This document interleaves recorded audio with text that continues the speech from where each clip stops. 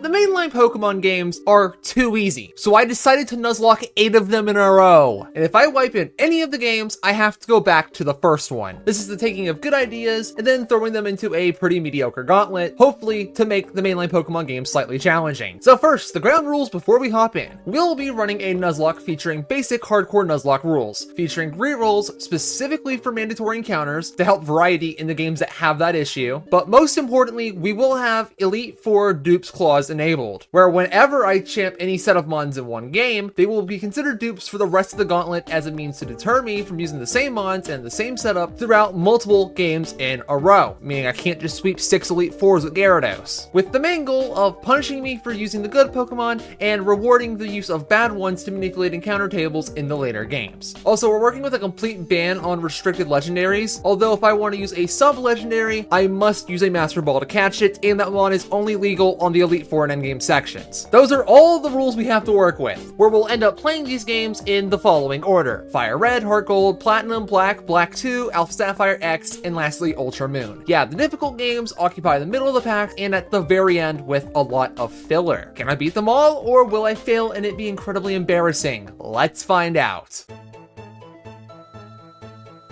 Generally speaking, Fire Red and Leaf Green are some jokes of games to Nuzlocke. From a lack of difficulty to some notable encounter consistency, the only things to worry about will end up being the Elite Four run itself, alongside the potential for the Sabrina fight to have the chance to snowball. Also, heads up now, a lot of the game has to be condensed down for time's sake. And no, it's not just this one. We're gonna be running 8 total games, so it's not really time efficient if we talk about the irrelevant stuff. So for part 1 of our prologue, we begin with Bulbasaur for the starter, since it makes the first 2 gyms free and is useful in the third, with the most potential for the Elite Four, although it turns out to be asset winning the tutorial fight. Though as you'd expect, Brock ends up being free, and by the time I even reach Misty, we've already got the box standard pre-Nugget Bridge box. You know, Pidgey, Mankey, Weedle, Caterpie, Spearow, Rattata, and Geodude. For Ivysaur, to true combo the win on Misty because, yeah, grass moves, which pushes my run to a lengthy section where I actually end up delaying quite a few encounters in order to get Great Balls to avoid actually losing any encounters, alongside snagging one that's permanently missable, alongside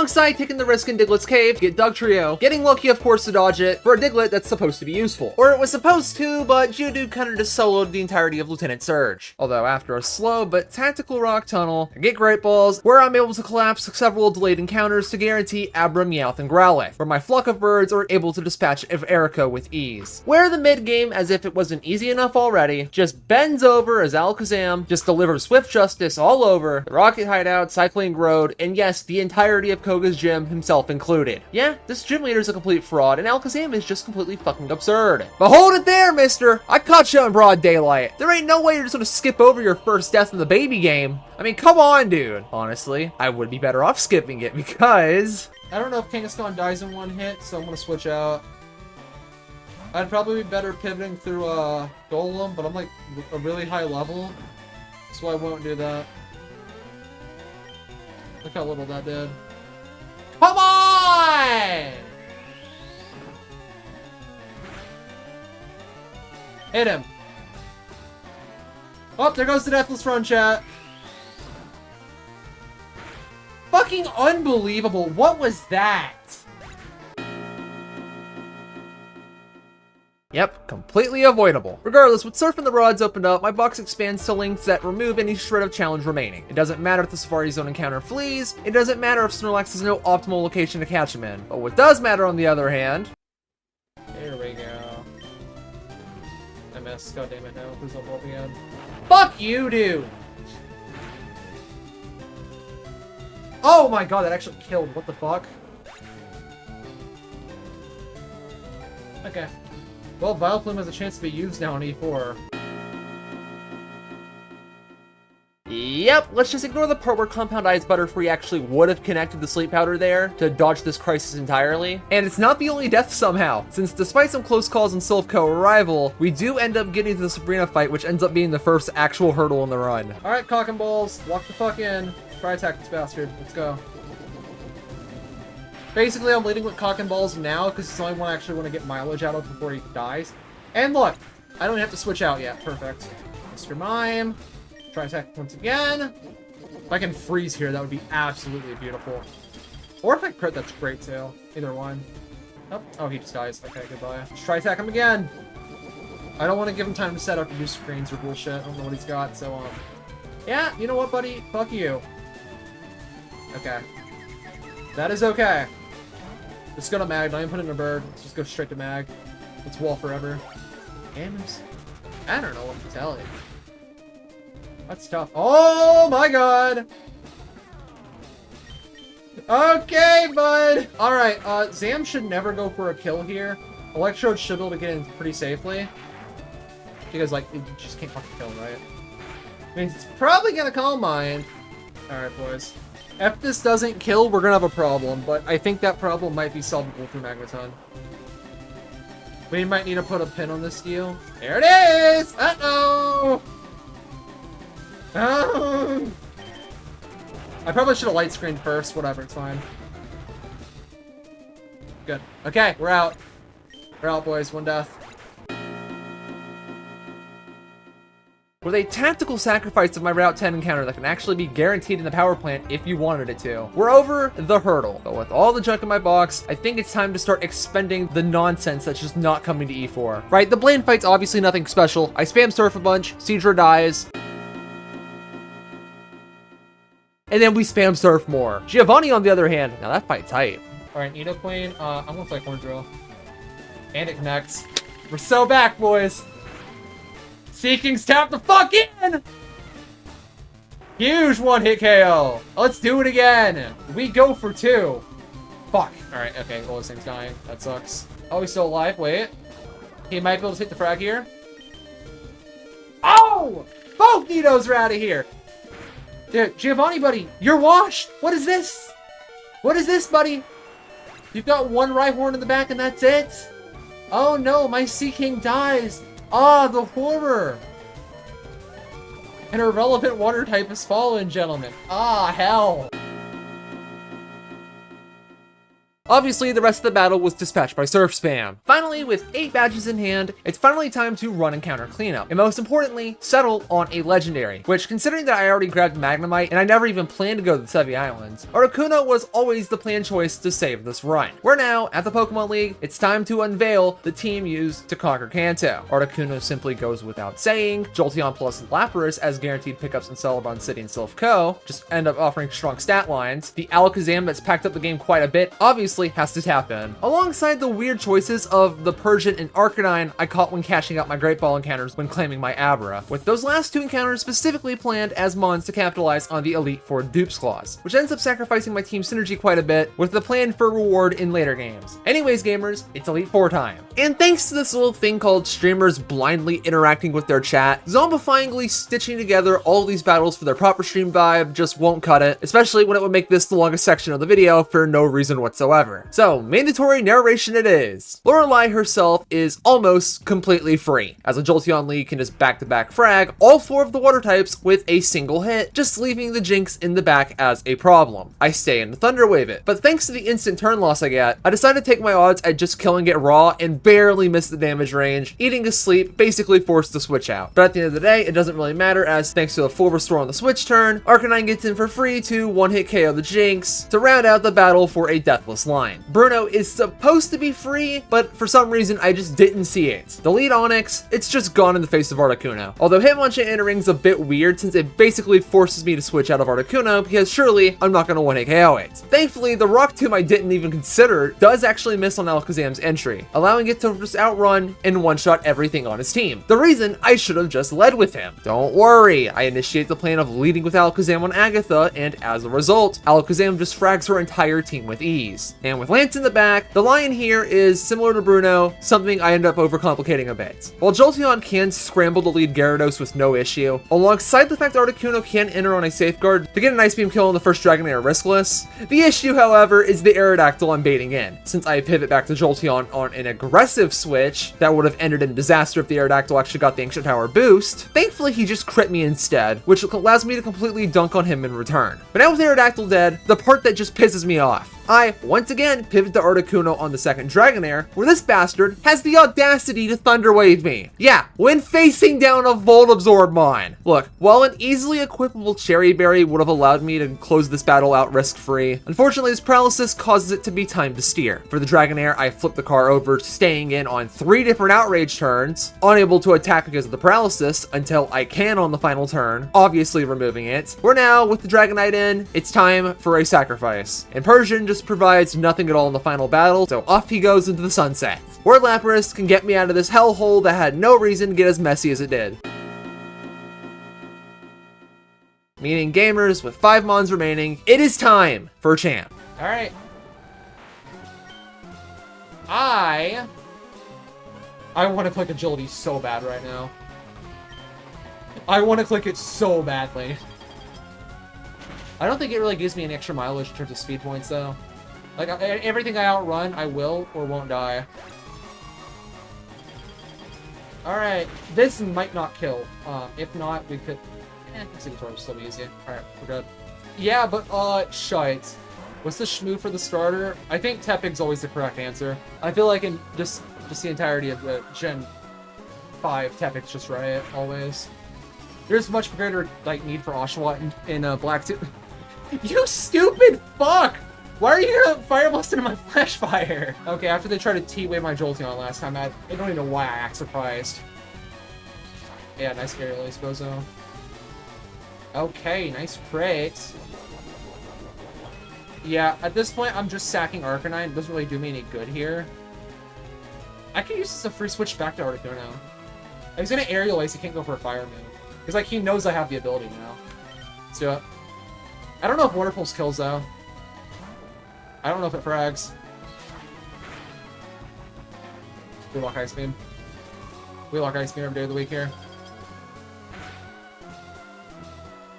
Uh-oh. Slash! Ability storage? There's no way it's a thing in this, right? In Gen 3? You should know I have pressure, right? Like, it...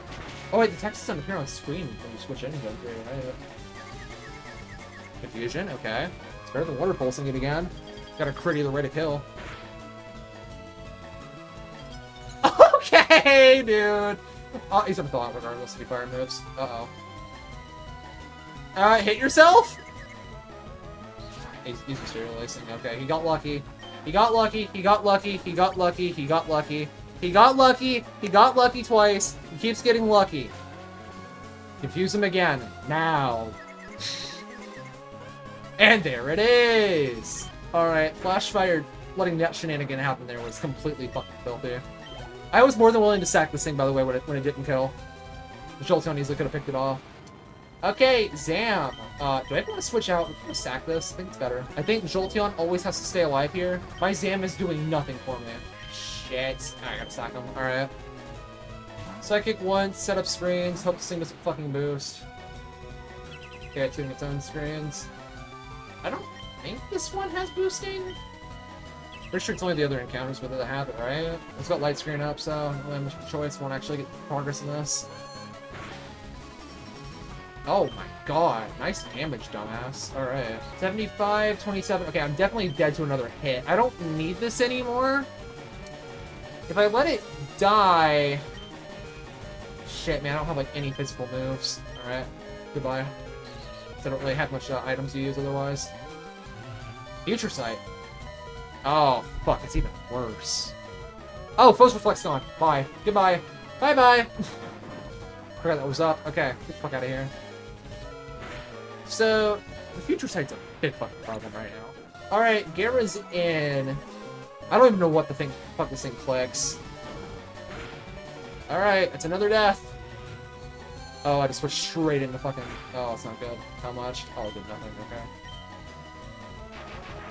Last mon. Unfortunately for it, I get to Thunder Wave. Alright, let's just sack Jolteon, get a free switch, and just finish this thing off. Hold on, Jolteon might win this 1v1. Already couldn't finish this thing off. Let's be a little bit of a problem. Yeah, okay. There it is. I could Perish Slump for guaranteed win, but Ice Beam frags. It's good. Yeah, we're out. Alright, chat, that's one game done. And after a surprisingly eventful battle, we're there, the Hall of Fame, where we enter Articuno, Persian, Arcanine, Alakazam, and Jolteon and Lapras into the dupes pool as the first 6 of 42 dupes that'll be cemented here, unusable in future games. Now here's an important question, what is the cost? Articuno has the benefit of not being obtainable in 6 of the remaining games, and the only one that's left at this point has a level cap that won't even allow him anyways. Lapras isn't that good to actually lose, considering it's a guaranteeable encounter in Heart Gold and X, alongside appearances in Black 2 and Ultra Moon. Not exactly an ideal scenario to lose a Mon that's a bit of a consistency machine, but that's nothing when I'm sitting here losing access to all of the evolutions. Important to note because Eevee is guaranteeable in Heart Gold and Platinum, while also being chanceable in Black 2, Alpha Sapphire, X, and Ultra Moon. Ends up taking out one of the best diversity tools in 6 of the 7 next games, with multiple potential E4 Mons. Yeah, losing Eevee's a pretty big hit. The Abra line being lost isn't the worst. Losing the guarantee in Heart Gold's obviously not good, but no longer will have to fear them teleporting away in the grass of the 3DS games, which finally leaves Arcanine and Persian removed from the encounter pool as a good. Persian only shows up again in Alpha Sapphire and Ultra Moon, being completely avoidable in the former. Meanwhile, on the latter, it's just a landmine in the trainer school, preventing me from getting anything remotely useful there. Particularly Magnemite, as that game's consistency king, and the Zorawood that serves as the game's best Ultra Necrozma answer, alongside a few other areas as well. Meanwhile, Arcanine's removal saves me from being potentially roared out of an encounter in Heart Gold, and in Black 2, I'm actually given better odds at Magnemite in the Verpaint Complex Interior, while being completely avoidable in Alpha Sapphire. Lastly, it just leaves its absence in Ultra Moon, which gives me better odds of Cutie Fly or Spearow on Route 2, both of which are invaluable pickups. Anyways, considering there's really not much left to say, and let's be real, there wasn't much to say at all in this game, it does mean it is time to shove off the Heart Gold for the Prologue Part 2, piggybacking with 8 total deaths. With Heart Gold, the first thing to note is our endpoint. That'll be at Lance, where the Hall of Fame is, because the Hall of Fame is where the credits are. It's why Kanto is often considered post-game, which means as a result, we're not going to be duping out Mons at Lance and then duping out Mons further again at Red. It's just dumb and doesn't make sense, as this is a Gauntlet where the Hall of Fame decides the end of all 8 games. And with that logic, Alpha Sapphire and X both end at the Hall of Fame rather than after both their first time clear related battles. As for the run itself, Cyndaquil is the starter as the best one. As always, I snagged plenty of early game slop encounters, prioritizing Rattata and Sprout Tower for dupes later, rather than waiting for Bell Tower, meaning I don't have early Ghastly. And I throw, but never get punished in Dark Cave, with a Zubat that allows me to claim Geodude after the next gym, and I refuse to trade off my Bellsprout despite it being a good investment, which would have made the first gym safer. Surely I can make it work, right? Well, it's 5 minutes of 2-hit KOing the Pidgey, stun sporing the Pidgeotto, and then losing loads of HP in my useless Pidgey to win in a good position. Yeah, this roost spamming Pidgeotto makes this fight completely fucking miserable, where I'm able to fetch my Ruins of Elf encounter that's actually not a known, an egg that I'm able to box so I can use my Violet City encounter on Magikarp with a few more friends along the way, where the duo of Quilava and Geodude can dispatch Bugsy's team pretty easily. Although I do want to note Quilava was dead to a crit on turn 2. And before breaking the game's difficulty open, we've got a rival battle that the Slowpoke Well encounter actually gets to show up on and clear with the help of the untraded Bellsprout. Yeah, it turns out the type matchups here were pretty favorable. For gamers, guess what? This video was clickbait, because now we're on the how to beat Whitney and a Nuzlocke every time tutorial. Come on, you're actually gonna learn something today. Don't be ridiculous. Step 1, get a Spearow. I already had one, but if you sacrifice your Goldenrod City encounter, you can actually guarantee one. Step 2, use the Headbutt Tree in Azalea Town. If it's Apom, catch it and move on to Route 33 and try again. If it's Spearow, it's already a dupe, and if it's Heracross, simply catch it. Step 3, grind the game corner forever to grab the TMs for Substitute and Swords Dance, which you'll teach to Heracross. And then step 4 is Profit. Nice meme, dude. Alright. Oh, he didn't break the sub. Let's Swords Dance in front of him. Let's go. Alright. Mimic Lamau. I'm Swords Dancing again. Yeah. Chat. I wonder how I'm supposed to lose this fight. Analyze. He just keeps looking at. It's not even fair. It's not even fair. Alright. Oh, he failed to use 3 attacks before. Alright, well now just auto win him at +6, so goodbye. The freest gym battle of all time. Man, look at that Miltank, chat. It's so scary. Oh no, I got outran! Oh, fuck! Anyway, +6 brick break. Goodbye. Damn, ouch. That's tough, dude. It's not hard. It's not even hard. Just learn to grind the game corner. You can have a substitute Swords Dance TM for yourself and win it every single time. Yeah, with that mini video out of here, loads of new encounters are available. First, I claim my Goldenrod encounter, which, thanks to the E4 dupes, can't actually be Eevee or Abra, so I take Ekans since Dragonite's unobtainable due to the E4 level cap. I hatch Togepi in Mahogany Town since there's no other encounters here, progress the Headbutt table in 3 more areas, importantly, delay the Burn Tower plot so my route encounters can't go wasted by the legendaries, win the Route 38 lottery with a Magnemite, no, I actually mean it, bro's cracked, managed to dodge the Flappy Landmine on Route 43 before simply asking, wanna see me do it again on Route 42, where it finally becomes time for Morty, in which it turns out Normal and Psychic is just pretty crazy typing for dispatching the Gengar line with ease. Girafarig absolutely bodied this fight. A few more encounters like Tentacool is all we need before it's time to lock back in on Chuck, which I'm able to brute force with Farfetch, cutting down the Primeape while being used as a sack so Exeggutor can pack up the Poliwrath. Skip a few encounters, including a successful Safari Zone catch alongside the Rocket Hideout, and we're off the price. Here, a Magneton opener can just remove the seal while baiting Piloswine, which allows me to not so safely switch while of course getting lucky, before stupidly subbing up several times, hoping for yet another miss. Which, not like it actually matters because this was still a 2-hit KO regardless. We're left with no sub, and just a Dugong to fight, a simple switch to Corsola can claim the only KO this mon is even capable of grabbing. After catching a Horsey, we're right off to Jasmine, where the click flamethrower 3x true combo instantly wins the fight. In fact, the game plan was so good I felt the need to plagiarize it against the Radio Tower Petrol fight, but 6 times, since 6 self-destruct users can otherwise be sketchy to fight. As the only bit needing to be mentioned in this waste of 30 minutes before I go gambling against Claire. But a Licky Licky opener allows me to 1v1 the lead Gyarados, although this mon is such unfettered ass due to it being unable to one-shot the Gyarados with an electric move, causing it to need to switch out on the first Dragonair rather than beating it, where I task a metronome spamming Togetic to save the day. Or not. What I meant to say was Mamoswine finished off the first Dragonair. God damn it! Eventually, Kingdra enters, where I make the tactical call to sack the Licky Licky because what does he do? Now allowing Dugong to come in and 1v1 the demon. Never mind again. Where finally with Machampion, I'm given a reminder that the GOAT is simply not washed, handling the remaining foes with ease. For now, with all 8 badges, we only have one last thing to do in late game Heart Gold Soul Silver, Kimono Girl Gauntlet. For this streak of 5 battles, I decided to lead Steelix since it can allow Machamp free access on the Umbreon, putting it down with a single cross chop, before eating a massive Psychic from the Espeon, winning the 1v1 against it, through a very needed crit, rewarding me with some valuable chip damage on the Steelix that allowed me some free switches on the Vaporeon and Flareon. We see that instantly when a baited Fire Blast goes into my Golem switch before it simply gets one-tapped by an Earthquake. With the same strat implemented against the Jolteon, I'm basically hitting the slot machine, hoping for Earthquake to hit past the double teams, where I'm very grateful the Will-O-Wisp from the previous battle missed, keeping it as a 1-hit KO, where with the Vaporeon on the back, Lantern can eventually snag a riskless 2-hit KO. Finally, with all the relevant gatekeepers to the Elite Four dealt with, I cash out on my guaranteed Gas Leaf Sprout Tower setup, run from the Ho-Oh for plot relevance,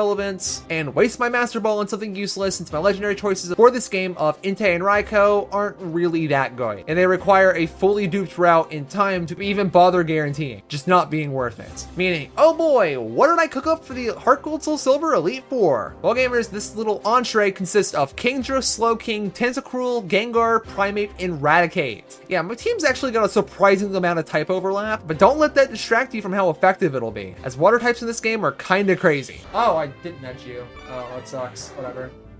Kingdra will be fine.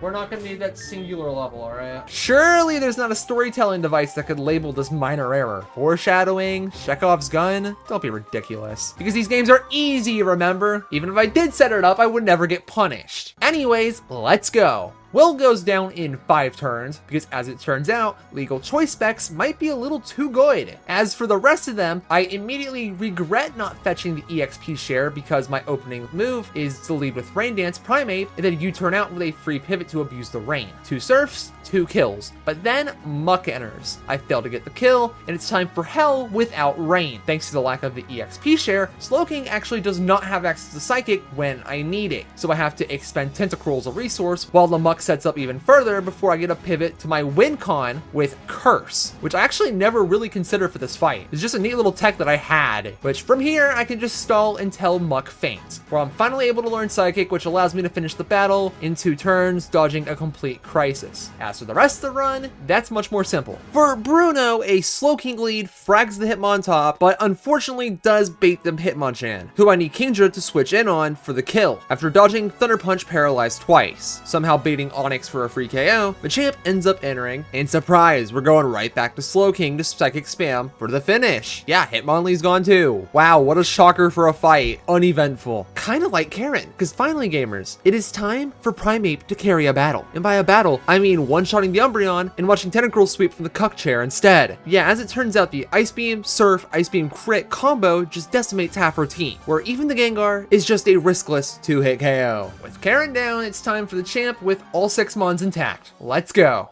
Alright, I always outrun this, it's just a matter of whether or not I kill. My bet is I definitely kill this, if I were a betting man. If not, I have a chance to flinch the King's Rock, so it's okay. Perfect, alright. This should be baiting Arrow. It could be Zard, but it's likely Arrow. Arrow, okay, perfect. I'm not sure if I outrun this. I really don't want to risk Gengar yet. So we're gonna sack Raticate here. We Sucker Punch, I never outrun this thing. Alright. It's fucking Aerodactyl we're talking about. Doesn't matter how much speed I have. At minus speed, I am not outrunning this guy. Goodbye, Cody 2. Crunch shouldn't kill me without crit. And he can't really... Oh, it's not Thunder Fang. Alright, that sucks. As long as he doesn't crit me... Oh, we're more than good. Even with a crit, I love that. Okay, perfect. Gotcha. Who's this baited next? Zard? It's got Shadow Claw. It's probably gonna be Zard. Crunch did put me to minus... Oh, it's D-Knight. Okay. Which one is this? Oh, this one's got Thunder, probably. Okay. If this is the one with Thunder... I probably just sack something, right? Like, I can just beat down Zard with, like, 10 or something, right? Dragon Rush. Oh. D-Bond. Kill me, buddy. Do it. Do it. Do it. Do it. Kill me. Dragon Rush missed. I could probably just Shadow Ball this thing to death, to be fair. Would Bite from 18, Zubat, Bold Nature. I wouldn't risk it, even if it's like a super resist. Okay, I'm just fucking Shadow Balling this thing. You're annoying. Like, if Gengar dies, Tena will just kill it. Whatever. Tena definitely outruns this guy. I can kill him for it. Nope. He just keeps missing. Alright, D-Knight down. Alright, Zard is here now. It's got Shadow Claw. I think I'd sack this thing. Yeah. I don't want to sack it. If it's Shadow Claws, I can switch it to something. I'm going for game. Alright, Shadow Claw. Do what the fuck ever, bud. Should outrun you. Rain Dance. Alright. Actually, that was very sketchy. I should outrun you. Primeape dies here. That is completely fine. Remember when I said I probably shouldn't do Specs Kingdra? This right here is why. While I will outrun everyone, I will hit a water move and then be locked into it. So we're on Tena. Surf will definitely kill under rain. You're gone. Alright. Perfect. Ice Beam should obliterate this, but you never fucking know, dude. Random coverage moves are kind of annoying against quad effective ones. It just kills. Alright. Alright, and finally! Ice Beam one last time. This doesn't kill, Kingdra's just gonna outrun and kill it. Whatever. It might. Slowking can kill regardless, it's okay. And there you go, gentlemen. We're done with Johto.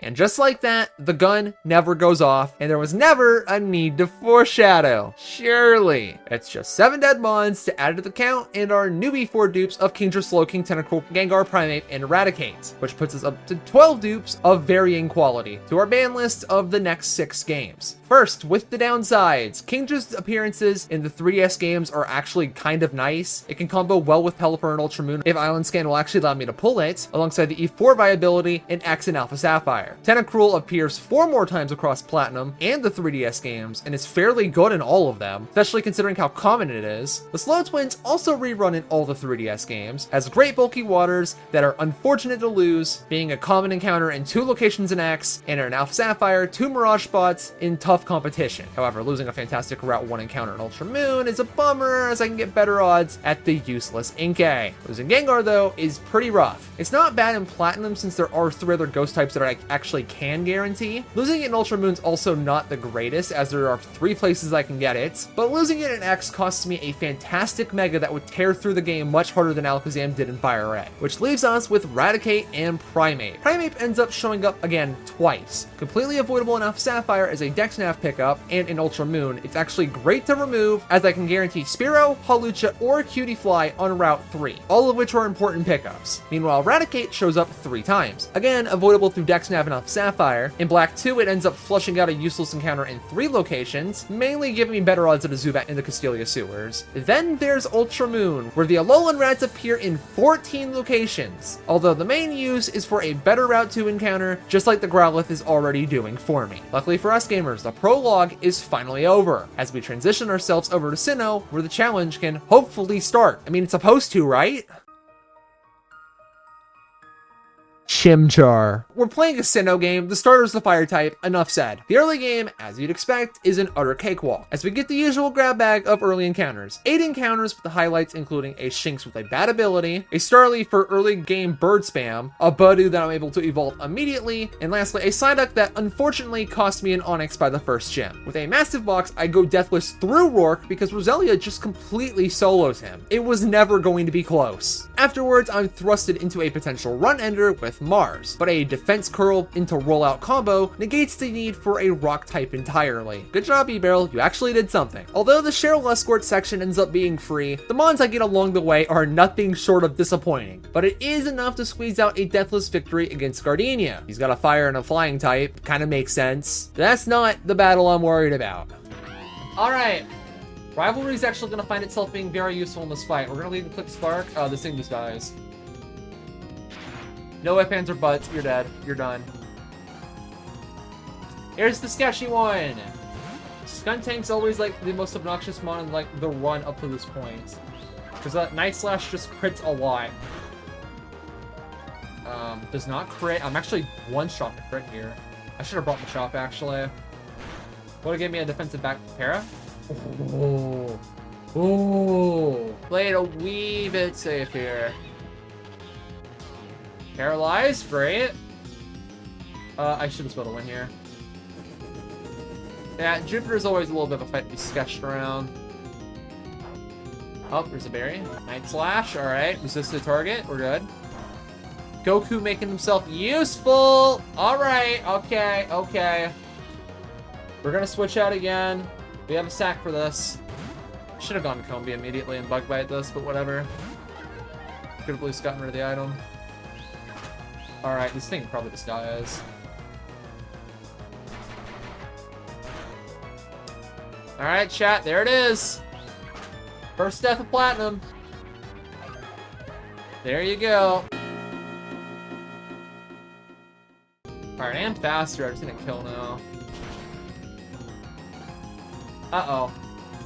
Chat! That's not good. Oh, 1 gold. Alright.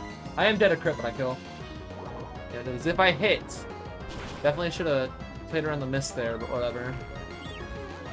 And like that, Jupiter's out of the way. Perfect. Yeah, if the sacking of a useless mon wasn't the fire, it surely is the brimstone. Because with Fantina coming, and frankly put, a weak box refill, with my only source of actual power being a potential E4 mon, the decision to not bring it into the potential run ender could spell disaster. Alright, we're gonna bite it. If I can flinch it, great. If not, that sucks a lot. Come on. Fuck you, dude! Oh, that's so fucking bad. God fucking damn it.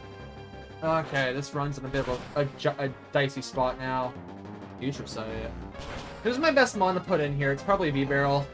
I miss Miss Maggie's. It's definitely V-Barrel. It should be Miss Maggie's. Side beam seems super effective here. Yeah, okay, that's what I thought. So, Confuse Ray really makes things annoying for like trying to bait moves. There's the side beam. If it confuses me, I know it will go for Magical Leaf though. There's Future Sight. Jesus Christ. Alright, I'll stand one time. Let's go for It's a fucking ghost type. Why'd I click Hyper thing? Well, I couldn't click anything else without locking myself into the attack. Okay, okay. This is random move now. It's actually horrible. I can't really afford to risk anyone else. 07 chat, 07. I can't afford to switch here.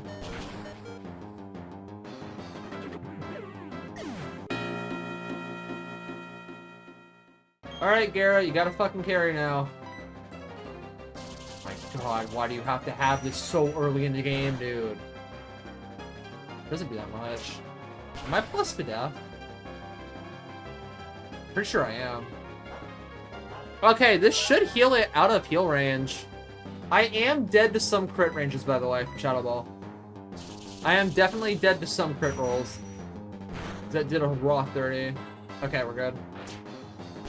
So now we just got Haunter to deal with. Okay. Sucker Punch, Shadow Claw, Hypnosis, Confuse Ray. I really don't want to stay in on this. So I will try to get Roselia in and paralyze this, because then Gligar should be able to finish the fight. See, chat, the 5-mon line's gonna work here. Yeah, Shadow Claw, that's lovely. I think she doesn't have a fucking Gengar, dude. That thing's annoying. Okay, I dodged the crit. Great. The high crit rate move. I actually should have played around the crit there, but I gotta take what I can get right now.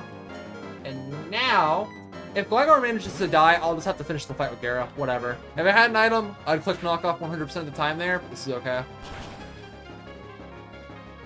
Alright, chat, the gym leader fights are gonna get easy again. Let's go. Honestly, I expected worse than a 1-death line. Especially considering that I accidentally overleveled my Monferno and then just didn't put it back in the PC to grab something else. Yeah, that probably would have been a good idea. But hey, we're out. And after a very uneventful rival battle, I'm blessed with Route 209. From Spirit Tomb to Duskull to Chansey and Heracross's potential encounters. I've hit probably the most valuable route in the entire game. I do cash out on Spirit Tomb here as a ghost type that I can use without needing to risk Rotom. But a problem. Due to Game Freak's sheer incompetence in game design, Route 209 and the Lost Tower sadly have the same met location, meaning for the sake of this run, having the second area I picked up between these two encounters is actually illegal, which is something I actually did prepare for because I heard about this somewhere through the grapevine before. So as a result, goodbye Duskull, I never caught you, which actually kind of sucks as you would have been useful. Although after all the heaters I snagged before fighting Mainline, who let's be real is not much of a threat considering how many resists my box has, like it's just free. And the Wake Split goes very similarly, right? Plenty of encounters where the Porygon you see on screen is just for background footage. Obviously he's useless. And a gym battle that's very sus, completely picked apart from wide typing variety, featuring a good showcase of Gyarados' special coverage move pool. Although through the Byron Split, it's just more of the same, but the gym leader is the easiest thing ever. We don't have to talk about this. Nobody ever talks about this fight. After a few ice types and loads of trivial battles, we pull up to Candace, where sure, I could have led Ape and just fragged everything. Instead, I ended up playing a safer line because I wanted to play around Snowcloak, which I did succeed in, still without death since Fantina, because oh wait, it's like this game is piss easy and actually leveling your mons and swapping them out every so often for the fights you need them for takes the challenge out of a challenge run. Yeah, it's a foreign concept that Nuzlockers from 10 years ago never could have imagined. But by the time we reached day 3 of me streaming this game, it was pretty much already solved. Like sure, I do lose Rotom on Spear Pillar's admin tag battle. Yeah, that does seem awful. It's a good encounter, potentially E4 worthy. But at this point, I already have my E4 line prepped, and I'm just going through the motions, right? Machamp gets sacked, but the Distortion World Cyrus battle is defeated. Volkner is decimated by an onslaught of ground types, where refusing to dupe out Gyarados is still finding value. Yeah, it turns out it's a fantastic pivot against electric types that let me enable my ground types much more. Although weirdly, despite the game having 3 different legendary options available, none of the 3 remotely compare to a guaranteed Gabite through having every dupe in this area already gotten.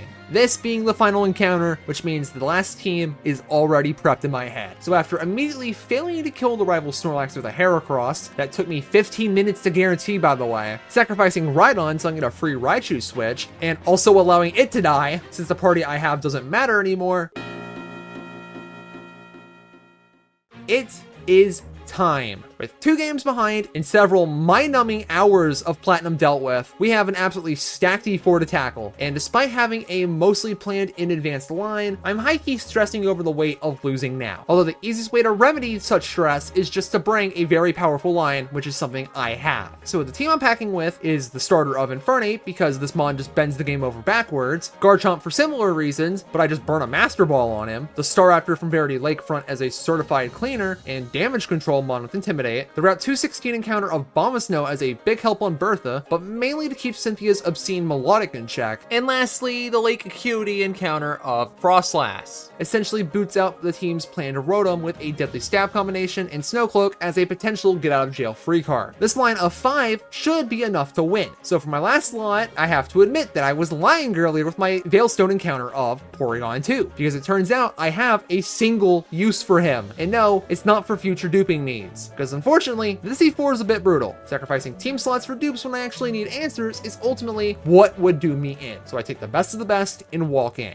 My Aaron line is undoubtedly the freest of them all, leading with Choice Specs Infernape. A Flamethrower gets me through the front gate just to be met with the only hurdle the battle has to offer. A simple switch to Garchomp followed by an Earthquake gets me through the Drapion. With Heracross entering, I have to make a surgical switch to finish the fight. Predicting Mega Horn for max damage, I bring in Frostlass. Now in a bit of a 50-50, I end up bringing Infernape in, hoping to avoid a Stone Edge, but I'm gifted the best case outcome, where 3 Flamethrowers are all it takes to extinguish the first battle. For Bertha, a simple Garchomp Earthquake lead one-shots them on pretending to be a threat, although with Gliscor entering, I pivot out the Frostlass to eat the Ice Fang before delivering 2 Ice Beams back-to-back before hoping for a Rhyperior to miss a rock move when fishing for a substitute, before righting my wrong with an Ice Beam frag, because it never happened, which leaves just the Hippowdon in the back, which Garchomp can apparently 2-hit KO after I waste a bunch of time stalling to give him an entry point that I never needed to switch out of, but did because I thought a full restore was coming. Up next was Flint. This battle is the embodiment of Hydrogen Bomb versus Coughing Baby, so we're just going to move on because it ended in 5 turns with no resistance. Lucian, on the other hand, should be a hard fight, but up my sleeve, I've got a few cards. Leading with Choice Specs Frostlass, Mr. Mime drops like a ragdoll. Where Bronzong enters, I actually switch in Infernape, hoping for a steal move, but I'm actually greeted with a better outcome. Better since Flare Blitz is far too much for the Bronzong to take, where Lucian falls into my trap. Espeon enters, and through the power of grindable EVs and a 5-level advantage, I outrun and just completely obliterate it with U-turn to get a free switch to reveal that I am actually 2 parallel universes ahead of him, as the Glade is the biggest threat on his team and I want it in now, because it turns out the mon that's supposed to be an issue is actually my opening, because this should always be Glade here. Now chat, you might be wondering, what the fuck is Porygon 2 doing on this team right now? Well, I am currently baiting Stone Edge. You know, it's easy to kill with Stone Edge, there's no way in fuck I survived that, right? It never Drain Punches here. Never Drain Punches. Basically, this is what we have Porygon 2 in. We have 2 mons in the box, well 3 mons in the box total that can do this. We need to bait specifically Drain Punch right now, so I don't have Stone Edge in the way. Stone Edge is preventing me from going straight to Staraptor. I want to bait Drain Punch so I can get in, right? Basically, the game plan is simple. I bring in P2, he's just going to go for Stone Edge, alright? If it crits, I should still live. If not, cool, perfect. Basically, I need to be switching in to Stone Edge, which means I want a Steel type, right? My only other mons I can do that are Steelix and Magnezone. And now there's P2. P2, what makes these 3 specifically is I need a Rock Resist, obviously. But they all bait Drain Punch. The other 2 I do not want to take to E4. This should always be Drain Punch. I switch to Staraptor, and then I should be able to kill it. I don't know. I could have calced it, but I didn't. I don't know if Frostlass Shadow Ball could actually kill this thing. I did not want to try it. Basically, now we got the bird in, and now we can approach. Alright, this just leaves Zam in the back, and I honestly don't know what the fuck it's gonna do. I have no clue what Zam does here. All I know is this thing is toast. And with a baited Focus Blast on standby, Frostlass is able to open our final gate to reach Cynthia at last. Last time I was here in a Nuzlocke, it wasn't exactly free and I had items on the table for use. Although here, a good game plan backed by a full team of 6 should be more than enough to expose Cynthia as the fraud she is. Turn 1, we're gonna go for Swords Dance and see how many mons I can frag back to back. If this thing boosts, I should still outrun it. That should be fine. If I Earthquake don't kill it, there's a chance Togekiss switches in, so we need to dance. Dark Pulse, perfectly fine. It's gonna do some damage, kind of annoying, whatever. Just take it. Earthquake. So, I would assume this should definitely kill. Garchomp's a little fucked up in the damage department. Spiritom's really bulky, so there's a chance this thing does live. And he's gone. Perfect. Perfect. We're in this. Alright. If next mon is Roserade, good. It's definitely not going to be. It's Garchomp. Okay. Buddy. I don't think this is smart. I'm faster. Okay. Okay. Max speed EVs will just overwrite a minus speed nature any day of the week. Perfect. Alright, let's see how far Garchomp takes me here. Alright, Melodic should be next in line. It's easy to kill with Ice Beam, undoubtedly. I don't really have a way around that. I can switch out. Wait, if it's just on an Ice Beam, I definitely switch here. Okay. Let's keep chomping the back in case Lucario gets a little bit tricky. Alright, Abomasnow was here to give me an extra win con through Snow Cloak. We do have that on the table. But one thing it gets to do really well, actually, is answer Melodic. It's really good for handling water types. Can't freeze me, resist Surf, Dragon Pulse is neutral. Ice Beam's the best move it has. Can't Mirror Coat me if I go for Wood Hammer. Technically, I should have protected there, but whatever. I don't think it's going to end up mattering. Alright, how much? Come on, you fat fuck. Just one-shot him. You got the Meadow Plate and everything, bud. Perfect. Alright, Melodic's the scary one. Last time I Nuzlocked Platinum, I did have items and all that other bullshit. But that thing did pull out a sneaky Mirror Coat on my Rotom last time. So able to get revenge on that felt really good. Next in line should definitely be Lucario. Yeah, it could be anything, really. Okay, yeah, it could have been any of the 3. So Lucario has a kill here. I think I just let this thing take the kill. I don't think Abomasnow does me any good for the rest of this fight. Let's protect for Hail Chip, and then Ice Shard him. So, for the record, my main answer to handle Melodic was actually to use Porygon 2. It's why it has no attacking moves. So, if I didn't see this Abomasnow line, my plan was to bring it in and just PP stall its moves. That was the plan I had up my sleeve.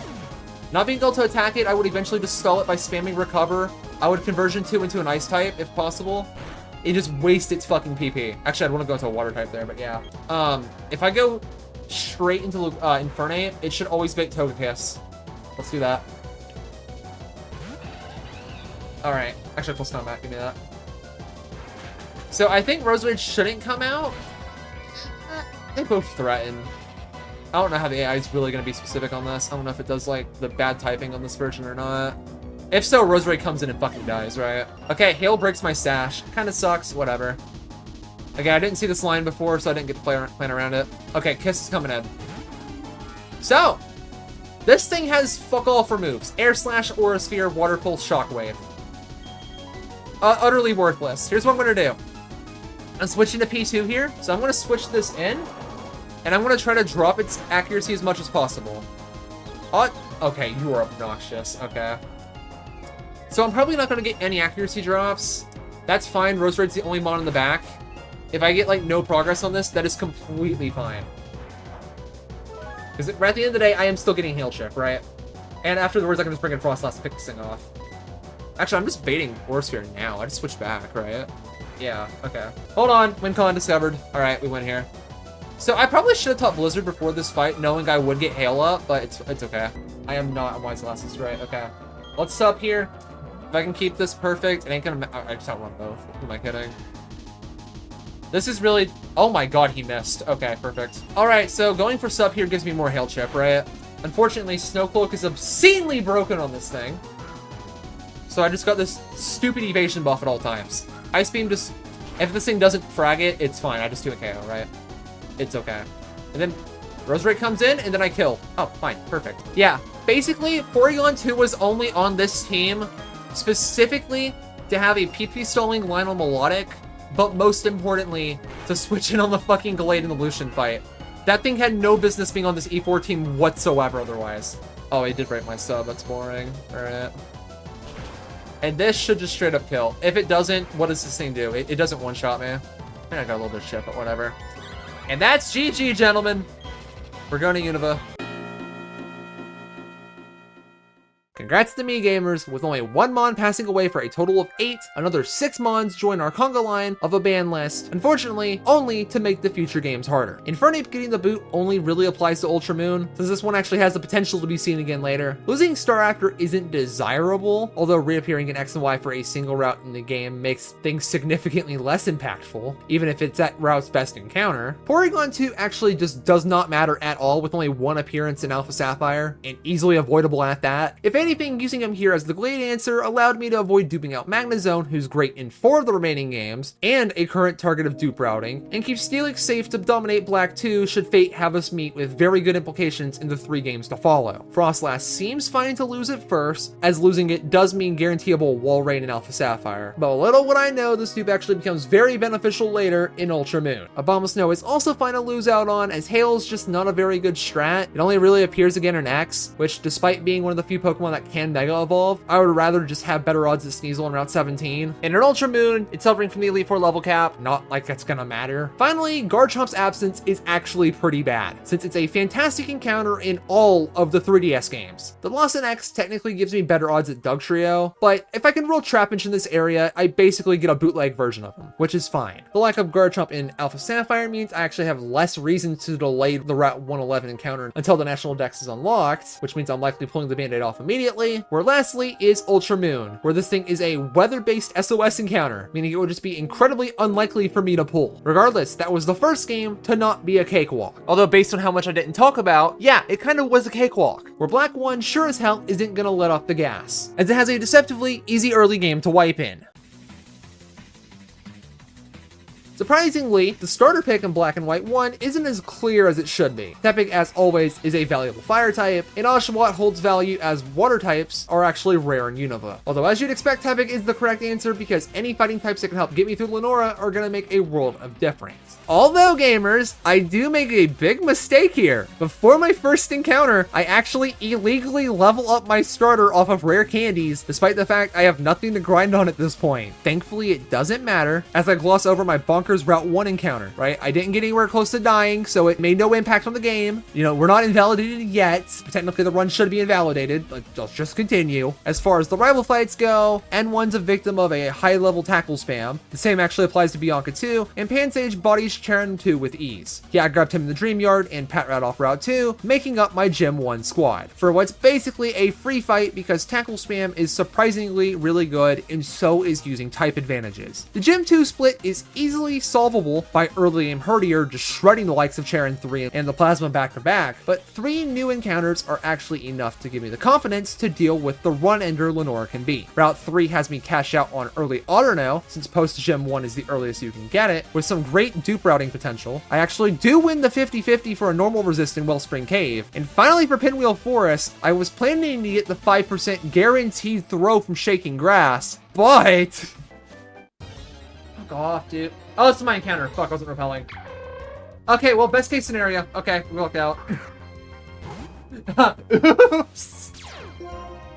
Never punished? Yeah, failed repelling or not, Sock was the area's best encounter bar none, which immediately allows me to pull up on N2, making a mockery of the battle, finally leading us to hell itself. With a Herdier lead, I'm able to soak the enemy Herdier's Intimidate before I pivot to Sock that was apparently risk-free, and then obliterate it with a low sweep. With Watchog in, I see an angle to stay in and one-shot it, but don't, instead wasting time with Rug and Rollo before coming back in and then never using my Chesto Berry. As for some reason, this thing just decided to throw. Yeah, the big scary early game battle potential run ender consisted of 1 Hypnosis and then 4 Leers. Bravo game, very cool. Which, after purging the 3rd gym split of content, we're at the only encounter I can get here with Route 4. Considering Sandile is here, this is one of the 3 most important encounters in the entire game, granting a much better Elisa line and being a guaranteed E4 mon. But You have got to be fucking me. That is the worst encounter I could have gotten here.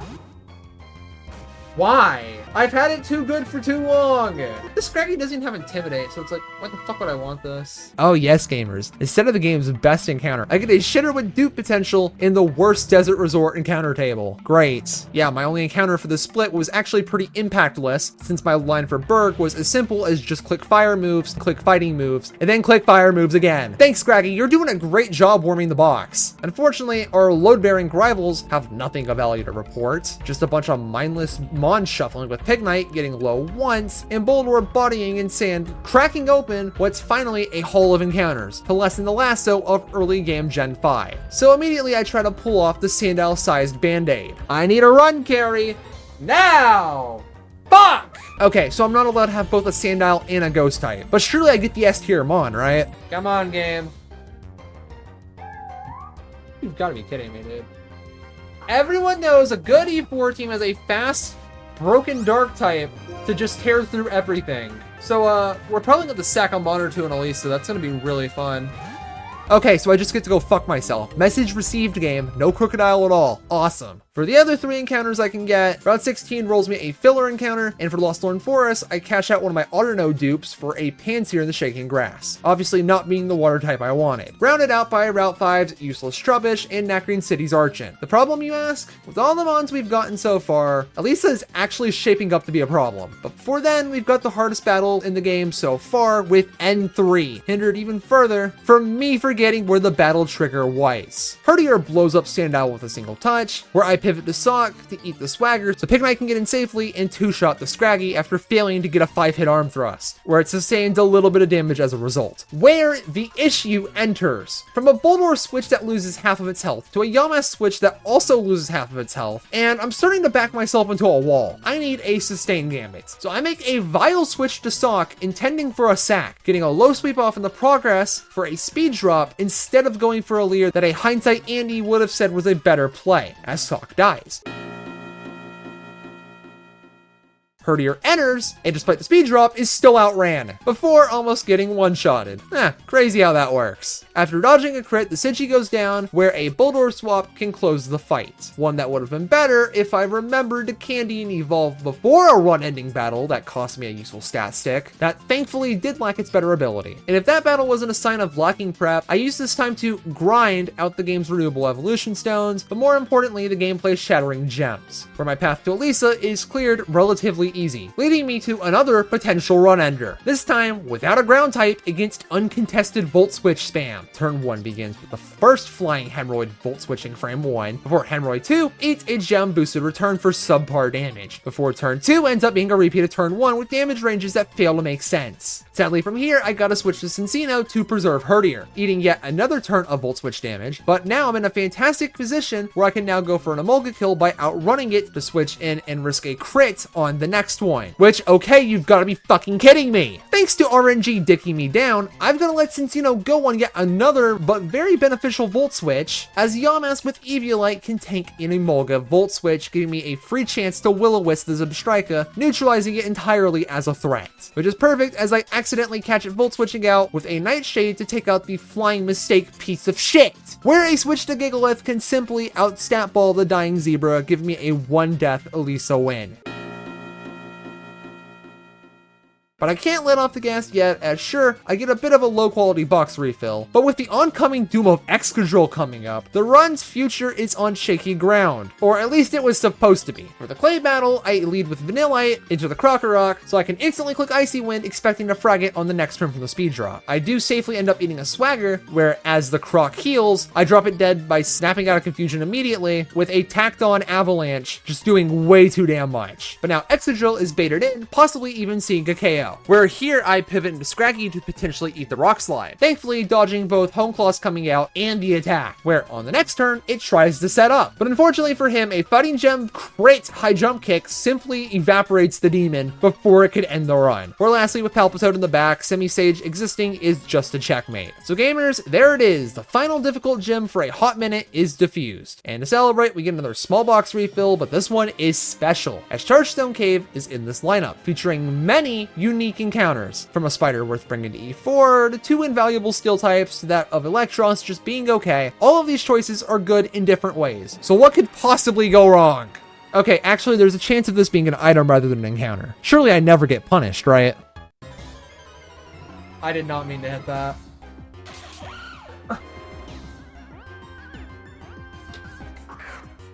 I didn't mean to hit that! Yeah, this 8-brain Neanderthal just threw away a perfectly good chance to Leech Seed stall the endgame with Ferrothorn by accidentally hitting an easily avoidable dust tile. Why this matters is because this Drillbur is the worst case scenario, which seems odd at first considering Excadrill is E4 worthy, but you gotta keep in mind all 4 of the encounters I just got rods of a chance of having are exclusively found here, with the common 3 being great pickups, whereas I already planned to snag Excadrill in Twist Mountain, as its value was strictly better than everyone else found there, with 1 great encounter, 1 good, 2 duds. Yeah, if the value wasn't already higher than the rest of them, it's also guaranteeable through the dust clouds, meaning that option is no longer on the table, fucking me out of having my cake and having a potential second steel type. Fine then, whatever, harder Skylified it is then. It's not like Reach and Curl was even remotely challenging. I just get a useless Abstrika and a guaranteed Litwick, which sends me off to the fraud gym leader. After having to climb up the tower twice through me forgetting to talk to her, that is, I clicked Spark 4 times in a row and went Deathless. Or gamers, thanks to Winter being the greatest thing ever, I get a riskless carryover to 6 new encounters, where sadly only one of these is actually noteworthy. And then we've got Bryson as the perfect reminder that you can actually walk through these 2 rocks to skip an entire trainer in his gym, as a cool fact to ignore the anticlimactic 3-turn semi-seer sweep on the 7th gym. What a complete fraud. Just to roll into a spree of new encounters, like the one I had to kill not to lose anyone on. Whoa, can't wait to only use this on E4, a mon I'm actually bringing to E4, and lastly, box filler. Well, that covers our encounters. That's not all the prep we do. As gamers, we've got some questionable controversy about what comes next. With all the optimal gameplay speed up I've been cramming into this gauntlet, not all are made equal. Whether it's using a save editor to use rare candies to massively speed up the slog called going back to the earliest routes in the games to both level and EV grind, to making the game corner items in Heart Gold Soul Silver not take weeks at a time to get. Whether it's the faster fetching of thief items, the dust cloud items becoming reasonable to farm, with future plans to continue to grind shards, tapping into Joint Avenues offerings, Pokestar Studios items, Mantine Surf BP grinding, Pokemiles, right? Stuff of this sort. Things that only take time with minimal EXP sapping. The controversy in question that sets itself far apart from that list, that would be the Battle Subway and Pokemon World Tournament rewards. The thing that ultimately sets these things apart from the rest of the grindable features is the fact that these are battle facilities, and unlike the Battle Royal Dome, there aren't any ways around them to get the currency, which begs the question I never even bothered to find a proper answer for. Should a Nuzlocke's permadeath rule count for optional battle facilities? Or even the mandatory ones? The inclusion is simple enough since there's content locked behind it, leading me towards, yeah, things can die. It's a risk and reward no matter how bullshit reaching these overpriced items can be. Just held back by one thing: multi-battle runs. Through the power of getting carried by a second player and preemptively quitting before starting a real streak, it becomes a long, but at this point, trivial grind that the second player can just blow apart theoretically. So we're working with theoreticals, potentially enough to go forever deathless with good enough play, on top of rewards that just make the run much more interesting to play with. So with that said, for both this game and Black 2, with all the TMs available at my mercy, but with a limit of 1 per each regular item, just to prevent every battle from becoming a 6-choice scarf in win line. Cool, glad we can agree on that. So now we're off to the Appaloosa gym where we're actually gonna see another death. As deep into the gym during the 6th battle against Ace Trainer Tom, my ability to spam Ice Beam with Vanillish was cut short. Yeah, its careful nature finally caught up to him. But after clearing out the rest of the trainers, I'll leave to bury the ice cream while fetching a new line for the Drayden fight, specifically to dodge getting swept by a D-Dance spamming Haxorus. This job was made very easy as a Bear Tick lead deletes the Fracture with an Icicle Crash. The Druddigan had a chance to repeat what happened with Vanillish, but a lucky flinch puts me in the perfect position to burn his healing items before grabbing the KO. Where with Haxorus in, I missed the KO, but it doesn't matter as the Dragon Tail actually backfires, bringing out the one mod on my team that it couldn't possibly break with a single hit for a deathless battle. Here though, we can get our final E4 prep ready. And to start, we get our Master Ball, where I can finally cash out on a legendary. With my options stuck between Tornadus and Cobalion, the option here is pretty cut and dry. For Tornadus, I've already burned all the routes I can grab him on. It's not like he's even good on the E4 in the first place. Meanwhile, Cobalion's typing gives it a great endgame presence, and even opens up the Trial Chamber later for another encounter that is otherwise potentially missable. With him cashed out for my Guidance Chamber encounter, I actually do end up missing the Axiom Stralton Cave, with Route 10 giving me a Volibee, Victory Road giving me a worthless Heatmore, with the final encounter of the game in the Trial Chamber with a Durant. Getting to that point wasn't the worst despite the difficulty jump. Zebstrika finally lives up to its nickname on the final Charon battle. And a Swanasack on Ace Trainer David, so the Darmanitan's recoil damage would take out the actual threat.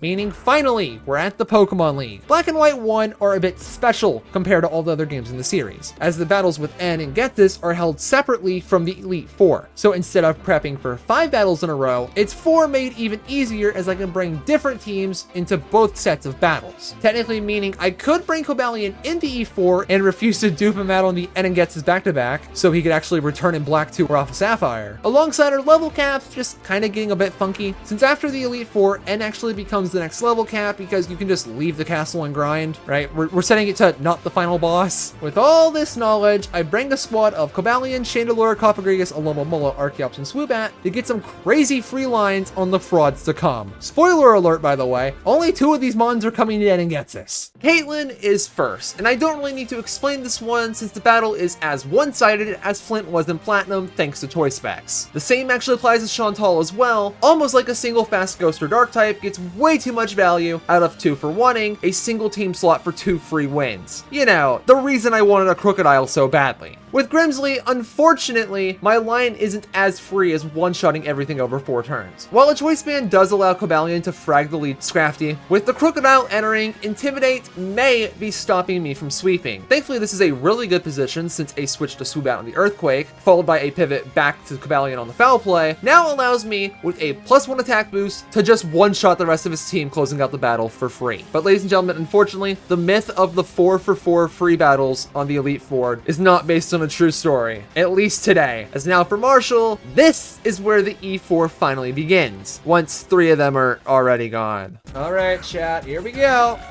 I actually have to put some brain power behind this one. We go for the acrobatics immediately, just kill the throw frame 1. This thing's a little annoying if it survives. Light Conk, it's got some bulk to it. I'm willing to sack Archeops into Mienshao if it shows up. I think Socks should be coming in next to Sturdy. Yep. Here, I can actually break the fucking Sturdy, right? So, perfect U-turn. This thing's gonna see Stone Edge. Alright. So now I switch in a mon that doesn't get destroyed by it. Allo, my goat! Allo is so sick. I am gonna Toxic Stall this thing until he runs out of full restores and all of his other healing. Well, it doesn't matter now. And now, chat, the stalling begins. Big Stall registered trademark is here to save the day as always. Hopefully I get a fat enough poison tick to kill this thing on the first go, though. That's... Love stalling.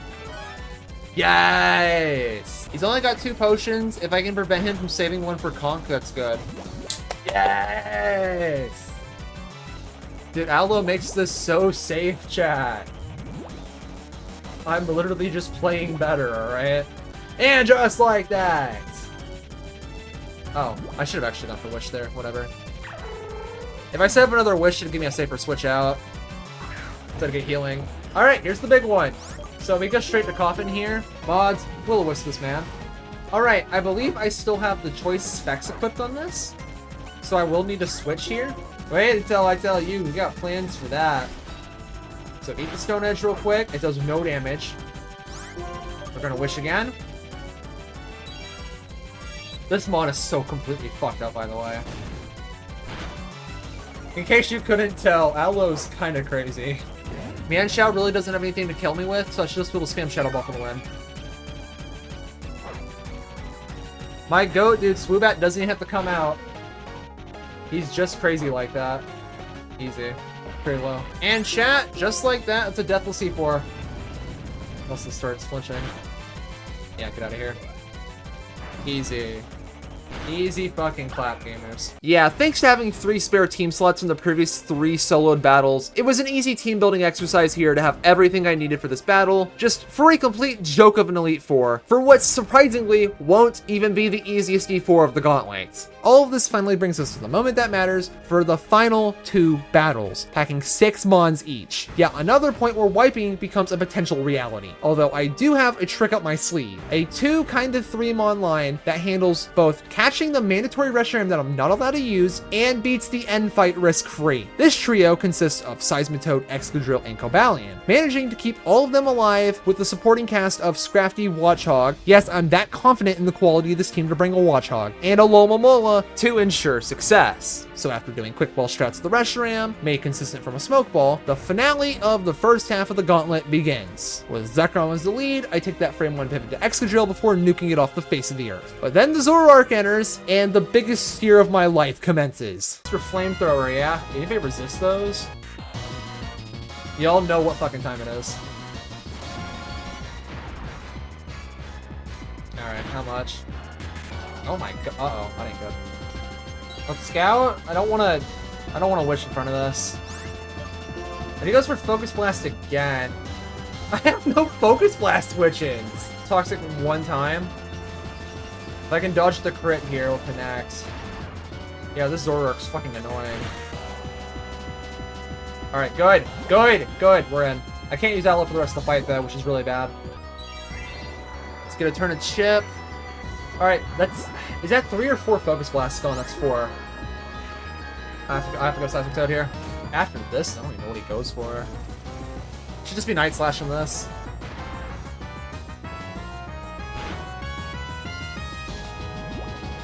Alright, Toad is in it. You gotta shoot the Cobalion now. I should just be able to sweep at this point. This should be enough. Flamethrower. Uh-oh. Why the fuck would you use that on a water type? Uh-oh. What the fuck? Alright, well that ain't good. Alright, we go for the... Oh my god, I forgot about the life orb, no! Oh no. Please tell me I survive. Oh, 1 HP, come on. Oh! I have to switch out! My fucking precious sweep!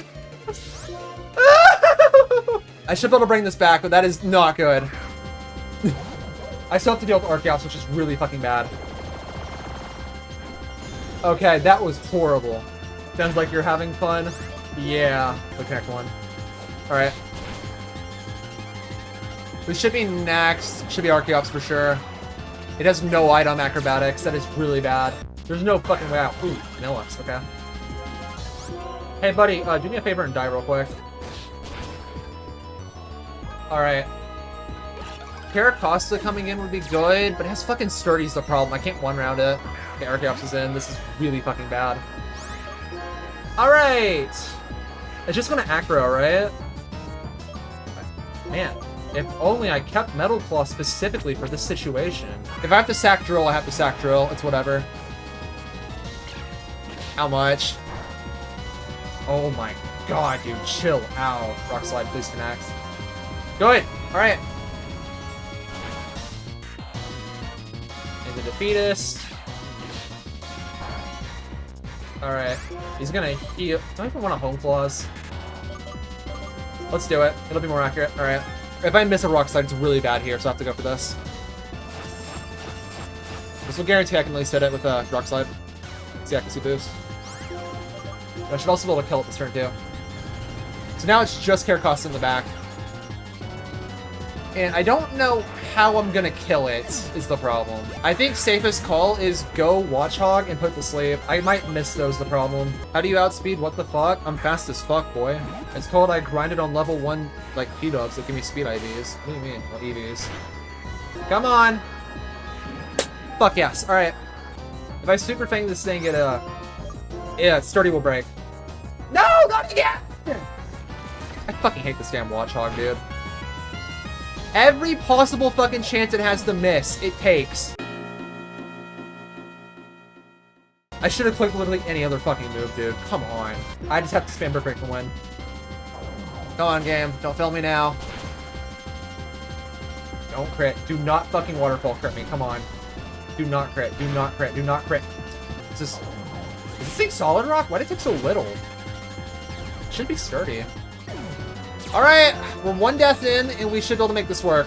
Okay, so you're probably wondering what in the everlasting fuck my free line was supposed to look like. Basically, the idea would have been to lead with one of the water types, switch in like I did it with the Excadrill, and kill. When Zoroark entered, I needed to just sack the Watchog so Cobalion could potentially snowball the rest of the battle, OHKOing 3 of his Mons, with the only room for error being whenever Caracosta would enter thanks to Sturdy. With that, of course, getting finished by Seismitoad. That was what I should have done. Instead, the Cobalion that was supposed to sweep only survived courtesy of a single stat points worth of EVs. That no, forgetting to edge for the level up would not have changed. Look guys, I said it with the Kingdra earlier in the run. Chekhov's gun doesn't apply here. By the way, this is what I was hinting at with that. Yes, dodging both the crit, the burn, and the damage range, the gun in fact jammed. Just luck gone poorly with Flamethrower hitting into a resist for some reason. He should have gone for a dark move and I still don't know why he didn't do it. Making me steer the rest of the battle dodging many potential run-ending crits for an ending that was still a one-mon death battle. Needless to say, the stress was building, and of course with Gets' next, things are not going to get any easier. I think I definitely want to switch just straight over to Olomomola here. I don't like Watchog being alive in the party, that's just how it works. Protect, okay, he fails, alright. We should be trading Toxics here probably. Protect again, okay, that would have been a great turn to Rain Dance. Buddy, I out-Toxic stall you, don't be silly. I can get rid of your poison. I don't know what you think you're accomplishing. I don't know what you think you're doing. Alright, here we go, let's get in this. We're gonna go the full mile. I need these 4 restores gone now. If Aloe has to die for it, it has to die for it. Oh, look at that HP restoration, dude. So fucking good. Gotta play this one nice and slow, gentlemen, alright? Now, I was gonna say, there is... Oh, he's just gonna die. Okay. Alright, one potion... Well, one full restore is gone. That's not really good. This should be Electros, right? Well, there's a lot of mons that see kill here. I basically get a free switch with the Wish Up, though. That's really good. Bouffalant, okay. Probably just a wild charge, right? Kinda don't like that I'm not stalling longer to get rid of those other full restores, but that's just how shit works. Earthquake, let's get it. These Earthquakes would have hit much harder than mine will, unfortunately. I do not have my ground gem anymore. Don't OHKO me, buddy. Oh. Here's a problem. Switch AI might be a problem here. It might kick in and switch out to either of his Levitators. I'll have to go for this. Okay, we're good. Don't overthink it, alright? Hell yeah. Oh, you're just going straight to this. I'm faster, okay. That's good. I ain't gonna die, though. It's gonna be free Cobalion entry, though. Alright. Let's see how much Cobalion can kill. I'm gonna be able to frag Hydreigon. I don't think Bisharp should not be coming in, though. Alright. That's 3 down. Alright, I cannot Volt Switch on this thing. Unfortunately for it, it has Earthquake. It's like its only real move. Yeah, I should have gone straight to the fucking... I should have gone to this guy. This might be a problem. This might be a little tight now. Alright, I jump kick. Let's go, buddy. Connect! Alright, Rain Dance. It is Swift Swim. Alright. Muddy Water could kill me here. Uh-oh. Am I Water Absorb? I'm Swift Swim also, huh? Play it safe. I'll be able to take a frag with it with Surf. Alright, that's the game plan here. I'll just use his rain against him. If I can survive, that is. Don't fucking accuracy drop me, bud. Come on. God fucking damn it. Alright, that's really bad. Good. Alright. Not out of this yet. Alright, that's really good to hit that. It has nothing to damage him with. It's just gonna bounce off. Yeah, nice Metal Burst, dumbass. Alright. Sacred Sword, you don't have a sash, so I'm not afraid of that fucking attack. Alright. Final Mon! It's got Flamethrower, which is only the little thing I have to worry about off it. Which means Cobalion probably dies to this thing, but that's fine. Let's go for the flinch chance. Play it safe. Come on. Sacred Sword with him. That's fucking stupid. Alright, we just no damage. Alright, he is low though! Uh-oh. Alright, well he's dying. Alright.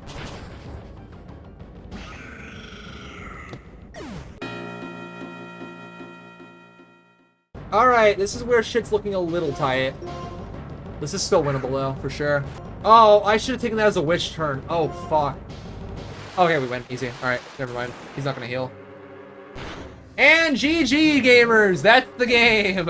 With a loss of 3 friends on the final back-to-back, I'm free. The first half of the mainline game, Hardcore Nuzlocke Gauntlet, has been put down with 31 total deaths so far. As for the dupes, pretty much all of these end up being positives somehow. Cobalion returns in 2 games, funnily enough. In Black 2, it actually doesn't gatekeep Virizion or Terrakion, meaning I actually have other legendary options for that game. In Alpha Sapphire just has a lot more legendaries on the table. Losing him's not a big deal. Also, technically there's Ultra Moon, but of course the level cap makes them unusable. I know somebody would complain if I didn't at least mention it. Seismitoad only returns in Alpha Sapphire very far into the game, the same game that features Swampert, rendering its need completely irrelevant. Alomomola has appearances in all 4 remaining games, with 3 locations in Black 2, but with how many water types that game has, losing it's not that big of a deal, although I would miss its stalling capabilities. In Alpha Sapphire, with all the dupes you get in that game, it's guaranteeable, considering how many routes you can dex nav it on, but that game's supply of waters and megas kinda make them on a bench warmer. X actually has 2 spawns where again there's great water competition, meanwhile only 1 spawn exists in Ultra Moon. And if I want a water type here, Marshtomp and Feebas are far more useful, especially in a game with Toxapex. Scraggy being duped out is actually kinda nice, as in Black 2 I get 2 routes with better odds on Sandile. Alpha Sapphire has 1 shot at it, when Klefki and Skarmory are far more useful. X has it on 1 route, one that I feel like I shouldn't be wasting on a horde encounter, mind you. Meanwhile, in Ultra Moon, one of its routes just has a bad Mon lineup, and the other route has it competing against 2 skill types that are significantly more useful.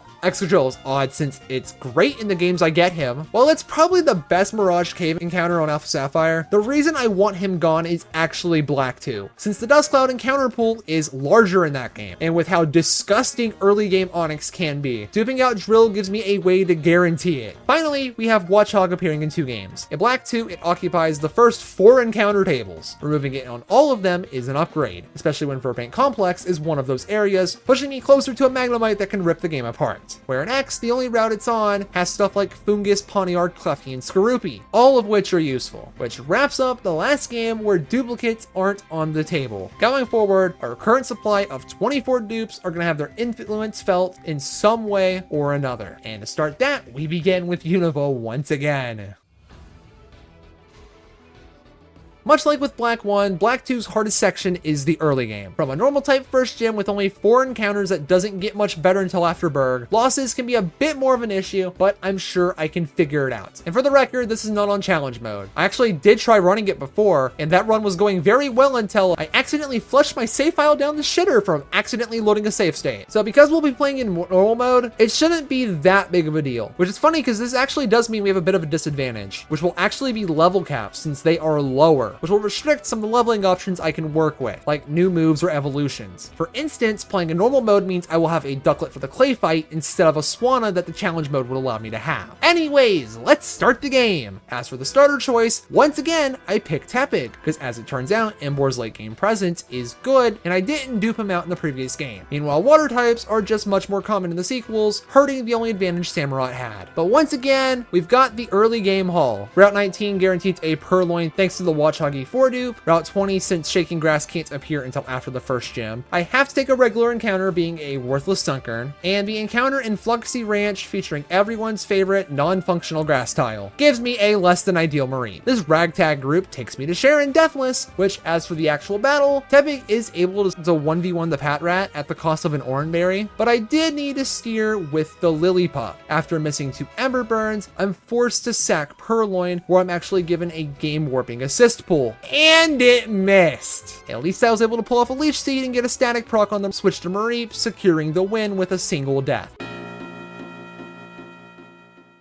But gamers, we've got a huge encounter coming up with the Verbank Complex. And thanks to my dupe setup with Arcanine and Fire Red and Watchog and Black 1, I've got 2 whole rerolls to work with in order to get Magnemite backed up even further with Flappy having static to crank up its odds. Things could not be more up. Oh, dude, come on. What the fuck's the point of static pulling, dude?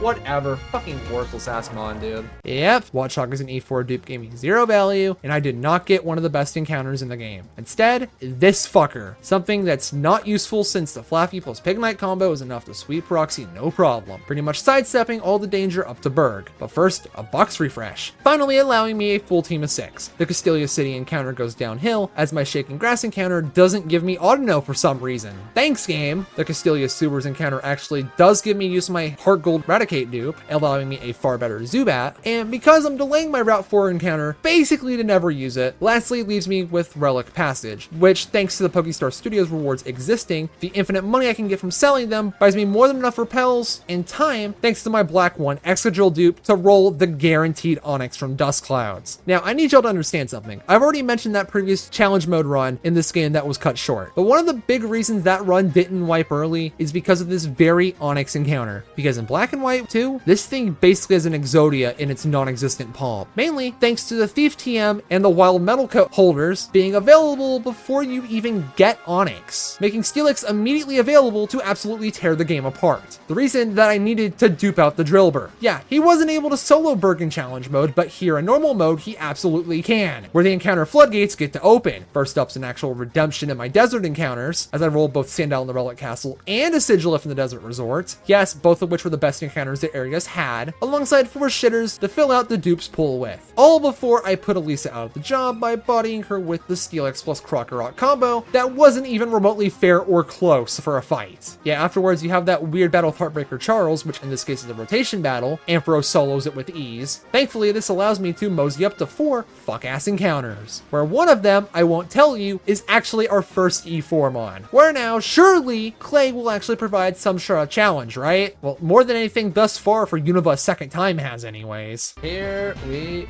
fucking go, gamers. Yeah, nice crunch, jackass. Oh my god, that was a crit kill. That just did half my health. It did more than half my health, sorry. This Gentle Sunflora is not it, dude.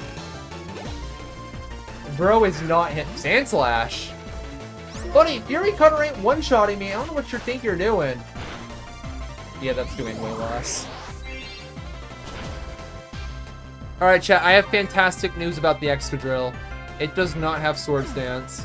I'm just gonna fucking Grass Whistle him. Screw it. Oh, well then. So it's probably just Rock Slide again, right? Let's go Croc here, drop his attack, and then figure out what to do from that position. That's the game plan, gamers. I think it's a really good one. Why is he going for a high crit rate move? Stop that! Alright, we're good. Yo! Oh god, he's alive.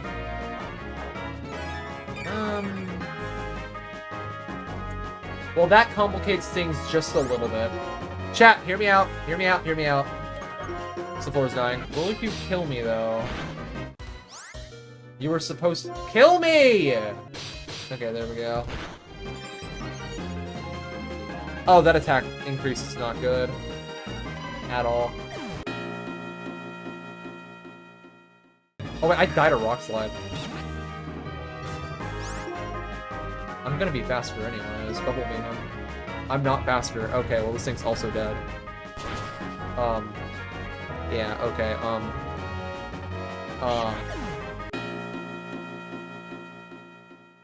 Alright, here's the game plan. We should have leeched this thing a long time ago with, the other grass type.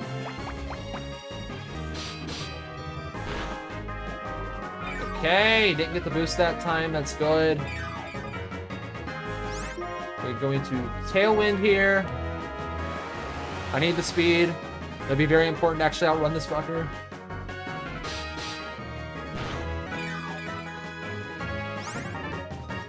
And now... Will Mega Train just kill?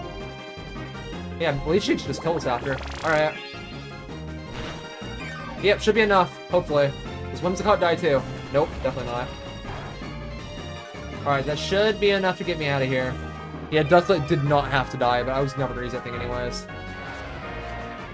All right, and there we go, gamers. Okay, yeah, we got a 2-death line where at no point Ducklet ever needed to die, but the crisis was averted. Pushing forward, we've got yet another flaw that only the best Pokemon games face: mandatory side content. And unfortunately for me, it's a battle facility where death counting is still questionable. Luckily for me though, the level cap does make things completely free, as Emboar, armed with Thunder Punch and its stab moves, is able to sweep all 3 of the mandatory battles here with ease. Just being another stretch of gameplay where we see the 5 cool encounters I get, 3 of which end up being guaranteeable, before Skyla has her gym leader card revoked. Turns out this one-shotting the Swoobat and the Swanna was just way too good of a position, especially when Static procs on the Skarmory for no reason, just being an utter joke of a battle, made worse than the drought of any shreds of challenge the game was supposed to have. Like, outside of Clay so far, everything's been easier, like even that of Heart Gold, and the massive box refill I get on the build-up to Drayden absolutely ensures I won't be sweating bricks anytime soon. Like, we're talking a bench warmer, not Skarmory, a Lapras replacement,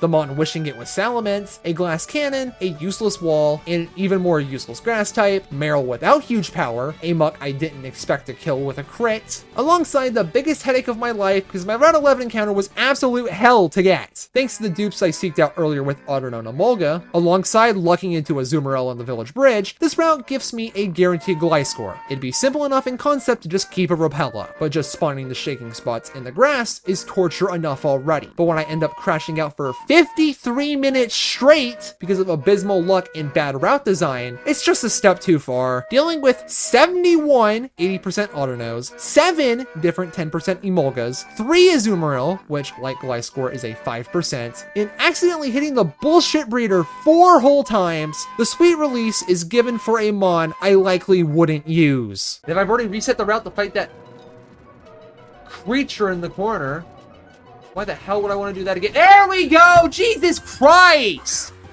God, it sucked my hair in. Ugh. How long? How long? How long? 53 minutes! 53! Let's hope naming this thing Time Waste means it'll be the only cost of my time for the rest of Black 2 Day 2 stream. And that's absolutely foreshadowing, by the way, because it's not the only issue. Which thankfully means it's gym time once again, where getting to the gym leader is made easy with the help of Crocodile, Starmie, and Walrein. So now, of course, a battle capable of stealing Mons from you. Alright, gamers, this is the last gym leader I have to worry about for the rest of the run. Alright, Gliscor, buddy old boy. I need you to Ice Fang this, man. I won't need you to do it again after this, right? What do you mean I didn't freeze him? See, chat, look. Going for the 5% Gliscor was worth it. It paid off. Alright, good. So next is probably just gonna be Haxorus, right? Flygon. Okay, good. I can just kill this. What? Ice Fang this, man. Why am I slower? Stop that. And there's the miss, dude. I love 95 accuracy. This is the speed tie. Oh wait, no, he's using Dragon Tail. Okay. Alright, here's the hard part. Yeah, this guy right here is a little concerning. And if I get the freeze, that's good. If I get the flinch, that's also good. Okay, there's the Citrus. I don't think we get the freeze. These attacks are genuinely doing nothing. Being able to spec out your EVs in a Gliscor is incredible. Uh-oh, I don't like this. Do I just want a Swords Dance here? I'll be able to kill afterwards. Oh, I just win here. Okay. Ooh! Ouch, bud! That was a great play you made there. Unfortunately, Levanny's actually being useful right now. Okay, nice crit, jackass. Goodbye. And then there goes the hype music, chat. It's so over. Deathless. But as all good things come to an end, a well-needed save is put out shortly before blitzing through all the story junk to go off and spiral over to the next gym battle, who is effortlessly dispatched by spamming favorable type matchups into the shock, pun unintended, of nobody, yet again granting more encounters as I prep the Team Plasma content spam, where I'm sadly gifted 3 different forms of box filler, but most importantly finally claim my legendary of choice with Terrakion. Considering my other option for this game is Virizion, this one ends up being pretty self-explanatory. Needless to say, as we progress through Team Plasma, things are going well. Nobody is dying. But then there is a minor complication. Why is Discord still not loading? What is wrong with it?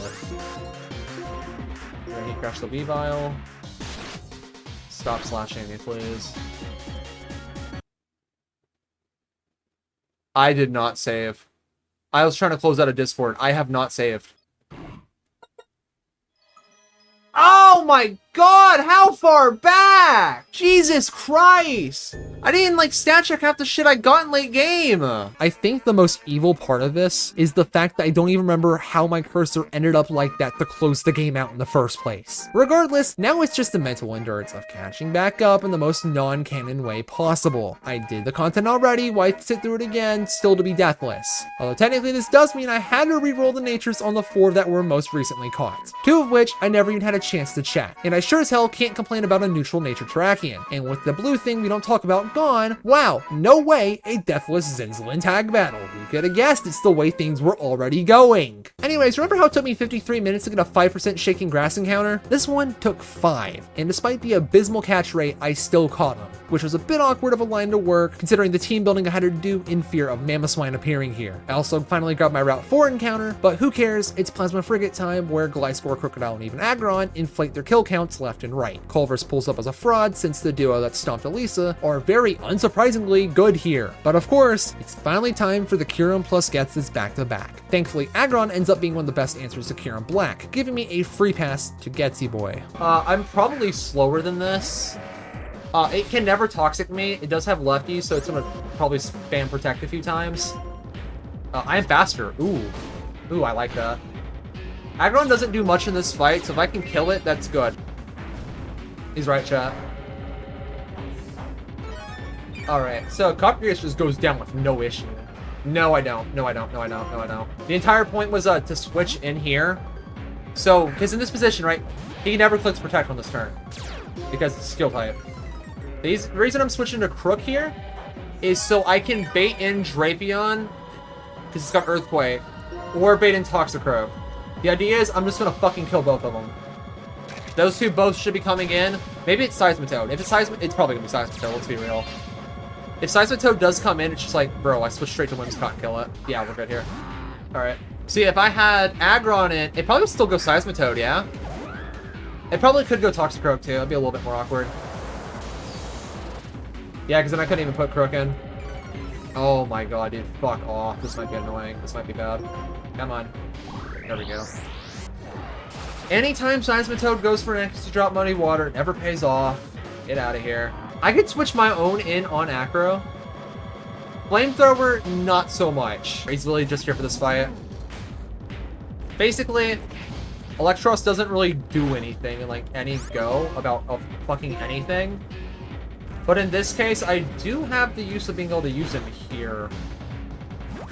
But like across the entire run, this thing does nothing outside of beat the water gym, right? Oh my god, why is there a follower alert going off? Jesus Christ, man, thank you. Alright, anyways. Okay, dead. Perfect. This thing dies. I don't need him. 07. We don't need him. We don't need him. We don't need to make this fight harder by keeping this thing alive. Toxicroak will definitely potentially see a kill. Drapion is definitely weak. He's gonna wipe it so over. So true. How did I not plan for this? Oh. Alright, gamers. This thing does have Sucker Punch. Oh god. Oh fuck. Unfortunately, I have max speed investment, so you're dead. Be on, bud. We're not having this. If Superpower fails to kill, I can die here. So we go Skillix. Thank goodness this thing's moveset's kinda dicks. Yeah, nice Dragon Rush hit, jackass. Yeah, alright. He can flinch me. That's whatever. Like, look at that. It just bounces off, and I have Rocky Helmet. How much damage that thing took from recoil? Get out of here. What a fraud. Get lost. What was that? Honestly, a 1 death line isn't half bad, but once again, Electros really didn't need to die. But I took it as an opportunity to get a cleaner line since I know it's never coming to E4 anyways, where we reached the point where I'm just willing to sack all the junk I don't need along the way. Fun fact, these are the final 3 encounters of the run we get. Regardless, the sacks go as follows. Veteran Portia claims our first sack because luck doesn't exist apparently. Chat, bro just did something there. Bro just did something. Uh-oh. Oh. I guess I'll die. Alright. That's not very good. The rival Samurott puts me in a bit of a pickle, where it just kinda kills with most moves. So sacking aggro onto him is kinda the only way that I can get Ampharos in the battle safely. Where here, Ampharos snags a double frag before meeting its own doom where Walrein can close out the battle. Finally bringing us to the moment of fate. Unlike Black 1, I'm actually tasked with mapping out the whole proper Elite Four of all 4 battles plus the champ in one run. Thankfully, since the actual E4 is mostly the same, I can copy and paste my game plan to make light work of the Elite Four themselves. As for the actual team, I'm just gonna show you as I go and you'll see why. With Caitlyn first yet again, she completely collapses across 4 turns. Turns out giving Zoroark choice specs allows it to simply one-shot her entire team. And even if that somehow wasn't the case, being disguised as a Terrakion means it'd only be baiting attacks that it's immune to. And if you could even believe it, Chantal falls the exact same way. Almost like dark types and fast ghosts are invaluable for their ability to solo 2 whole battles. And in Zoroark's case, being a guaranteeable encounter really just serves as the icing on the cake. The Grimsley battle is one I actually found a way to optimize since last time, now seemingly being solved, basically one-shotting his whole team. But this time coming prepared with a White Herb to eat the Intimidate and not need to switch out to refresh the attack drop in the first place. Now the Martial battle was an odd one I had to build an actual team for prior, because fighting types with rock and dart coverage is just a little bit annoying to play around, especially when one of them has sturdy, and the psychic or flying types that would hurt the fighters either lack the power or speed or bulk to solo, especially when they're actually afraid of those coverage moves. But what if such a mon existed to solo this fight with 0 risk? Well, it just turns out that it was actually worth the 50 minutes of hell to get the perfect line, as Gliscor armed with a flying gem shreds right through throw, grabs a 2-hit KO on Conk, who didn't even try to hit back, mind you. Thanks to the high jump kick missing, we'll actually never know if it was supposed to be a 2-hit KO on Lemian. And lastly, Sok couldn't even get close with a single turn of pathetic damage. Just like that, chat, a 3-line Elite Four was acquired, and I still have a full team to boot. And as for that finale, alright, hey Dragon, I kill this thing and it dies. It dies a very painful death. That is the game plan here. Don't know how much Life Orb's gonna mix things up for me, but we should be fine. It could bring in mons a little bit earlier than I would like Archeops or something. Gone. Instantly. Get the fuck out of here, Hydreigon. You're a pain in the ass. Alright, this thing is going for Focus Blast. Let me scout it just to make sure. Yes. Only one that could realistically tank it. He's got the Ice Gem, so I should just be able to fucking obliterate this guy. Life Orb Sheer Force, though. That did nothing. Good God. Alright, look at him go. He's crazy. Ladies and gentlemen, dare may I say, Buddy Old Boy is nuts. That crit probably did not matter whatsoever. Archeops now. Lapras. Okay, here he is. Alright, I am gonna have to sack here. I can bring in Terrakion after this, so it's fine. Thunderbolt. If I get Para and he loses his turn, Starmie can live. On that specific situation. Oh my god, it wasn't even close to killing. Jesus Christ. And that doesn't kill either. If Starmie dies, I should be fine. Because it's just gonna heal when Terrakion just fucking obliterates this next time, right? Alright, that's a death. Alright. Yeah, nice full restore, dickhead. Yeah, I figured Lapras was probably not gonna die to Starmie. That's fine. That's what Terrakion's for. Does this kill, though? Thank goodness. Okay. So if that thing came in immediately, I could have just removed it instantly. Alright, this might be Haxorus. Aggron, okay. If I had... Wait, I just killed us. You don't even have to sturdy. Get the fuck out of here. Dude, who needs to use Cobalion in 2 games when Terrakion's just fucking better? There's the big man. He definitely sees Earthquake kill. Let's see. I sack this. Sacred Sword this man. Technically, there is a Rock Slide flinch angle, but I'm not taking it. Oh, wow. They didn't get close to dying. Okay. Am I dead? Yep. Okay. Got to go Zoroark, who is not disguised, by the way. A little bit awkward, but I should be able to deal with this thing now. Dark Pulse this man. He is low enough to make this work. Easy. It's just the last mon.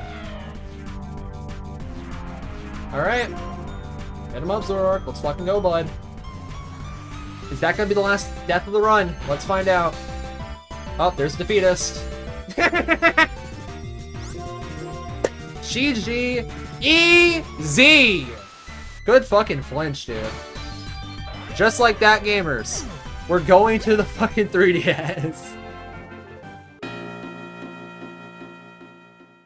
A 2-death finish. Gamers, needless to say that this Elite Four run, despite everything, was absolutely fucking terrible. Over the course of the whole thing, I only ended up using 4 Mons total for what's going down as my most dominant E4 run yet. A run that involved me picking 3 powerhouses, not knowing that Starmie would be the only unrevealed Mon in the back to be brought out. So as a result, instead of duping out bad Mons that could kill future runs, or duping things that give me better odds at better Mons, I'm stuck here suffering from success. I just lose out on Walrein and Metagross with nothing to gain. So let's finally talk about the 6 dupes the next 3 games aren't getting to use. Terrakion is the easy one here, as I used it, being completely fine with losing it in Alpha Sapphire. Thankfully that game has 11 other options to run for a legendary if I even want to. Also, the Ultra Moon situation isn't getting any better. Walrein appears at least 2 more times, once again in Alpha Sapphire, where thanks to the Frostlass dupe actually would have been guaranteeable and potentially even E4 worthy. But it's still okay to lose out on, as essentially being forced into the Dex Nav encounters will probably be better. Meanwhile in Ultra Moon, the island scan for it just probably isn't worth it. Gliscor only reappears again in X, stuck to a very late game route as a horde encounter where Weepinbell and Arbok make the encounter for the Mon that could come to E4 just not worth going for. Meanwhile the grass, I mean look at it, it's got Drapion in it. That's great enough already, and Carablast is still good too. Starmie actually shows up in the last 3 games and is great in 2 of them. In X it's stuck on one of the routes that already has a handful of good encounters, sadly being hindered by bad Mons on those encounter tables, while comboing my Kindred dupe with Clauncher actually could have allowed me to guarantee it here. In Alpha Sapphire, being guaranteeable again in either Lily Cove or Aqua Hideout hurts quite a bit when it does so well into the last 2 gyms. Lastly, Ultra Moon is meaner to Starmie overall since the totems are too volatile as battles for it to handle. Having it gone means I can guarantee a Sandy Gas later down the line on Hano Beach, with better odds at something more useful in Route 7. Losing Zoroark is absolutely an oddball play, especially with 3 appearances. Losing on Alpha Sapphire means nothing as that's the route my starters found on. In X, it's less desirable than the other encounters. In both locations you can find them in, where finally it's one of the most important pickups in Ultra Moon, as Zorua is the single best answer to Ultra Necrozma in the entire game, as I don't ever have to risk a single Mon against it, and I'm not being forced to burn the only Focus Sash to go deathless. Lastly, we've got Metagross only reappearing in Ultra Moon. We've got a Mon that resists everything Ultra Necrozma can throw at it, with the potential to just 1v1 him. Or not. Even featuring E4 potential too. This issue is made so much worse when this serves as a Mount Hokulani encounter that, now that it's duped out, actually gives me a second chance to roll Ditto as a worthless pickup. That is what this E4 has caused. 2 team slots that would have been better not used. Gamers, it's finally time to ditch the DS as our final system finally rolls around. Kicking that off, we have a glorious trip to Hoenn.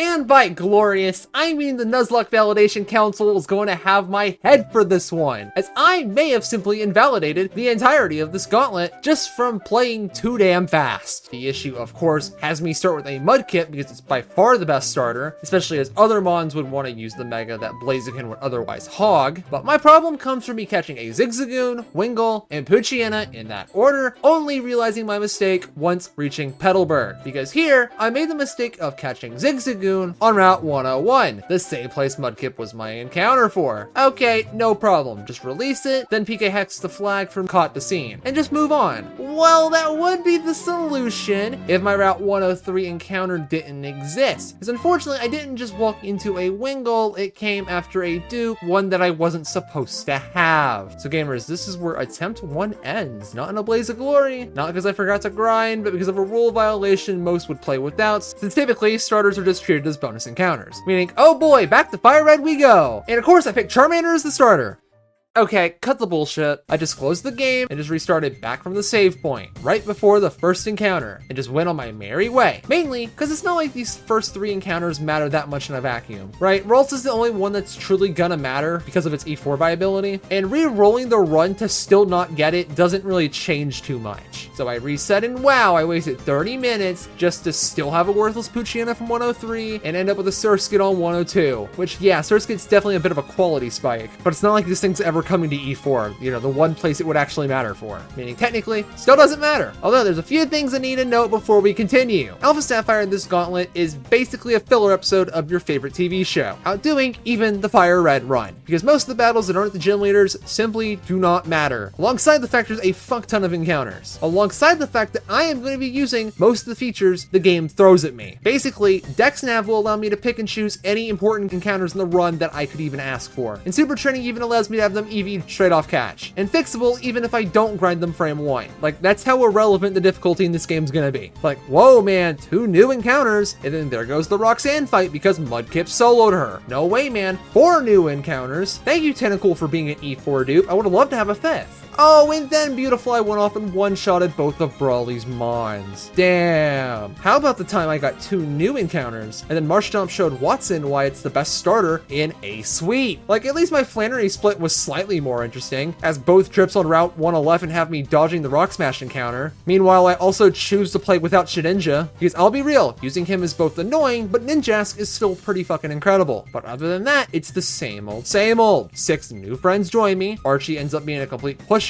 because of the double Intimidate core, and then Sandslash of all Mons can click Swords Dance once before one-shotting Flannery's entire team, being a reason that I grabbed it on Route 113 over Skarmory. It's not fair to Norman that his split is only 2 encounters long before his gym battle, and thanks to not having the air online, I actually don't have a free win through Protect Toxic being available, so it's actually time to improvise. But here, I led Anorith since Battle Armor guarantees I can get a Toxic off, before switching in Ninjask on the Truant turn. But here's where things get diabolical, as I click Dig to go underground to avoid all damage, slowly beating the slacking on the Truant turns, where Vigoroth comes in, needing me to answer it with a Lunatone pivot to eat the boost and retaliate, switch to Anorith, click Toxic, and then the Vigoroth slowly dies. Where now, the final slacking enters with its boost and retaliate, and you know what we gotta do. Hit that switch, take an absolute beating, Toxic, Intimidate switch, Ninja switch, Dig to win combo. Wait, that's it? Where's the death of the slackings, bro? What is the point? This battle's supposed to be hard. What the hell? Bro, just give me a refund on this game. 4 more encounters later, and we're already running Deathless to Winona, who's of course down as fast as the other non-Norman gym leaders. Like, wow, man. Volt switch Oko's the Swellow, so I can bring in Plusle to bait the Altaria in, where I can switch to Gyarados to Ice Fang spam until Skarm enters to freely switch to an electric type to fry him with. Like, how the hell do you make a filler episode entertaining, bro? I'm losing it here! Well, at least the build to Tate and Liza was slightly more appealing, despite still being a complete nothing fest difficulty-wise, mainly because I get 10 whole encounters throughout this section. Most of these hardly matter, but the biggest win was the random Graveler from Rock Smashing in Lily Cove. Honestly, I forgot there was even a rock here, much less that this thing could actually spawn here in the first place. Also, yes, my Aqua Hideout encounter did win the Sudoku game, so it's actually 9 new encounters that'll help me body Tate and Liza even harder, despite the turn 1 not going as planned. Using an underleveled Gloom, I was supposed to bait Psychic into it, while Mega Banette just nukes Solrock. Not only does Sun go up, but Light Screen does too for some reason, while Solrock survives the Shadow Ball. But by turn 2, my Gloom line was already out of play as Solrock gets healed, meaning it survives the Shadow Sneak intended to kill while Absol switches in to waste the Lunatone's turn. Meanwhile, I'm delivered the turn 3 victory by sneaking once again to the Solrock, but then Night Slashing the Lunatone for an absolutely devastating finish. Yeah, in actuality, I probably should have just led these two to shave an entire turn off the battle. Just an idea. But ladies and gentlemen, the moment you've been waiting for. During the Walla split, I'm finally gifted the first death of this game, which is completely avoidable as I pull a Danny DeVito for no reason. Alright chat, I got a great line for this fight, okay? I'm gonna click Thunder, then I'm gonna click Thunder, then I'm also gonna click Thunder, okay? We're gonna see how far it gets me through here. Alright, Manectric, let's go, bud. This is what you were born to do. Drop a big-ass fatty Thunder on him, bud. Oh, look at him go, dude. 1-hit KO, nice crit. Alright, we connect another one. Does it frag? It does not. Hera, though. Lose your turn? Fuck. Alright, that sucks. No! Fuck! Oh, God. Okay, hey, don't die. God damn it. Alright, chat, we have a problem now. I should have just volt switched when I had the chance, man. Sorry, I wasn't counting on this thing cheating by connecting 2 of those in a row, but I have to miss. Sorry, why do I have to be the one to miss my attack? Alright, that does fuck all, and you have no item. Alright, here's an angle to think about here. Do I want to go Crobat? Keep Swampert healthy. I think I outrun this, right? Surely. Alright, get the hell out of here. Alright, Gyara should be able to finish the rest of this. We have Intimidate for a reason, gamers. If I have to make a sack, we do have Wilmer in the back. It's not gonna do fucking anything, let's be real. That -1. Scary face. Oh, throw, please. Throw a bit harder, man. That's all I'm asking. Alright, I'm dead to crit. That's really annoying. Alright, this will kill. Don't crit me. Just don't crit again, alright? I have to specify again, alright? Good. 1 death. Again, a completely avoidable death, but I really didn't feel like switching since the quadruple frag would have gone hard. Now a new problem actually emerges, gamers. My answer to Primal Kyogre being dead. Well, it's supposed to be a problem, but the answer was just sitting in my box ready for its one job. Yeah, thank goodness Ludicolo's the definitive answer to this mod, which opens up the wackiest form of wild encounter floodgates. So of course, we'll start with the legendary since it's the most important encounter here. And here, we've got a lot of options. The first thing that needs to be written off is Latias. While forced in the story, technically I could be in a world to hit it with mandatory encounter clause, you know, in case I wanted to like get the Eon ticket because it's technically not an event and Latios could be on the table at that point, question mark, alongside the main fact that I actually didn't have my Master Ball yet upon actually getting him. Although let's be real, I think we'll just sit in the box and we're still Master Ball after getting it. But no, it doesn't matter, I'm writing this mon off regardless, despite it being phenomenal on Drake. So I figure I needed more. Writing this thing off entirely without a nature check first, of course, being modest, so it likely would have been fantastic. If the psychic type wasn't helping Latias out, then surely the other psychics are also getting written off too. Azelf not having nearly enough offensively, despite being an offensive menace, Mesprit just being useless, and Yuxi, despite seeming appealing at first with its bulk, like if I'm struggling to sit here and look at Cresselia as a mon that can toxic stall, then Yuxi never had a shot in hell. The Regis, thanks to the game's increase in routes with dive areas, can actually be easily guaranteed if I want any of them, since I can always grab a Relicanth and Whalmer's already in the party. Unfortunately, only Regis would see any use on the E4. Only handling the Drake fight means Latias was always higher on the priority list, bringing the list down to 3 candidates. Heatran seems good since its typing gives it loads of great neutral matchups throughout the E4, but I didn't have enough interest in it to actually delay the encounter, which I'd already grabbed. Virizion actually has its ability to solo Sydney with good matchups onto some of Glacia's and Steven's team. Granted, good, but somewhat comparable value to Heatran. Or Thundurus. While lacking useful stabs to sweep any of the E4 members, its coverage options give Therian Form a chance to clutch up dangerous battles, while Incarnate has the chance to bring back a dead run, serving as the shadow that ruined Gens 5 and 6 VGC. A very flexible and dominant force that, in the grand scheme of things, is probably the best pick here. Someone I was for sure gonna take, even sacrificing my Route 119 encounter for, you know, instead of actually grabbing the guaranteeable Melodic, which would have been phenomenal. No, I took the utterly useless cast form required to get Thundurus. All of this to say, my choice was very simple. Yep, we did all of that build up for potentially the 5th, 6th, or 7th total best sub-legendary for the E4. Simply put, despite the flexibility of Thundurus, I ultimately wanted Virizion for its defensive and offensive profiles. With this overly long analysis taken care of for what the legends bring us, it was actually a distraction to the second death of the run. Yeah, I know y'all saw the number go up there, and what happened here wasn't even supposed to thanks to date skipping. Stick your hand in the hole. Oh, that's not the right guy. Oh, no! Can I get away from you? Uh-oh.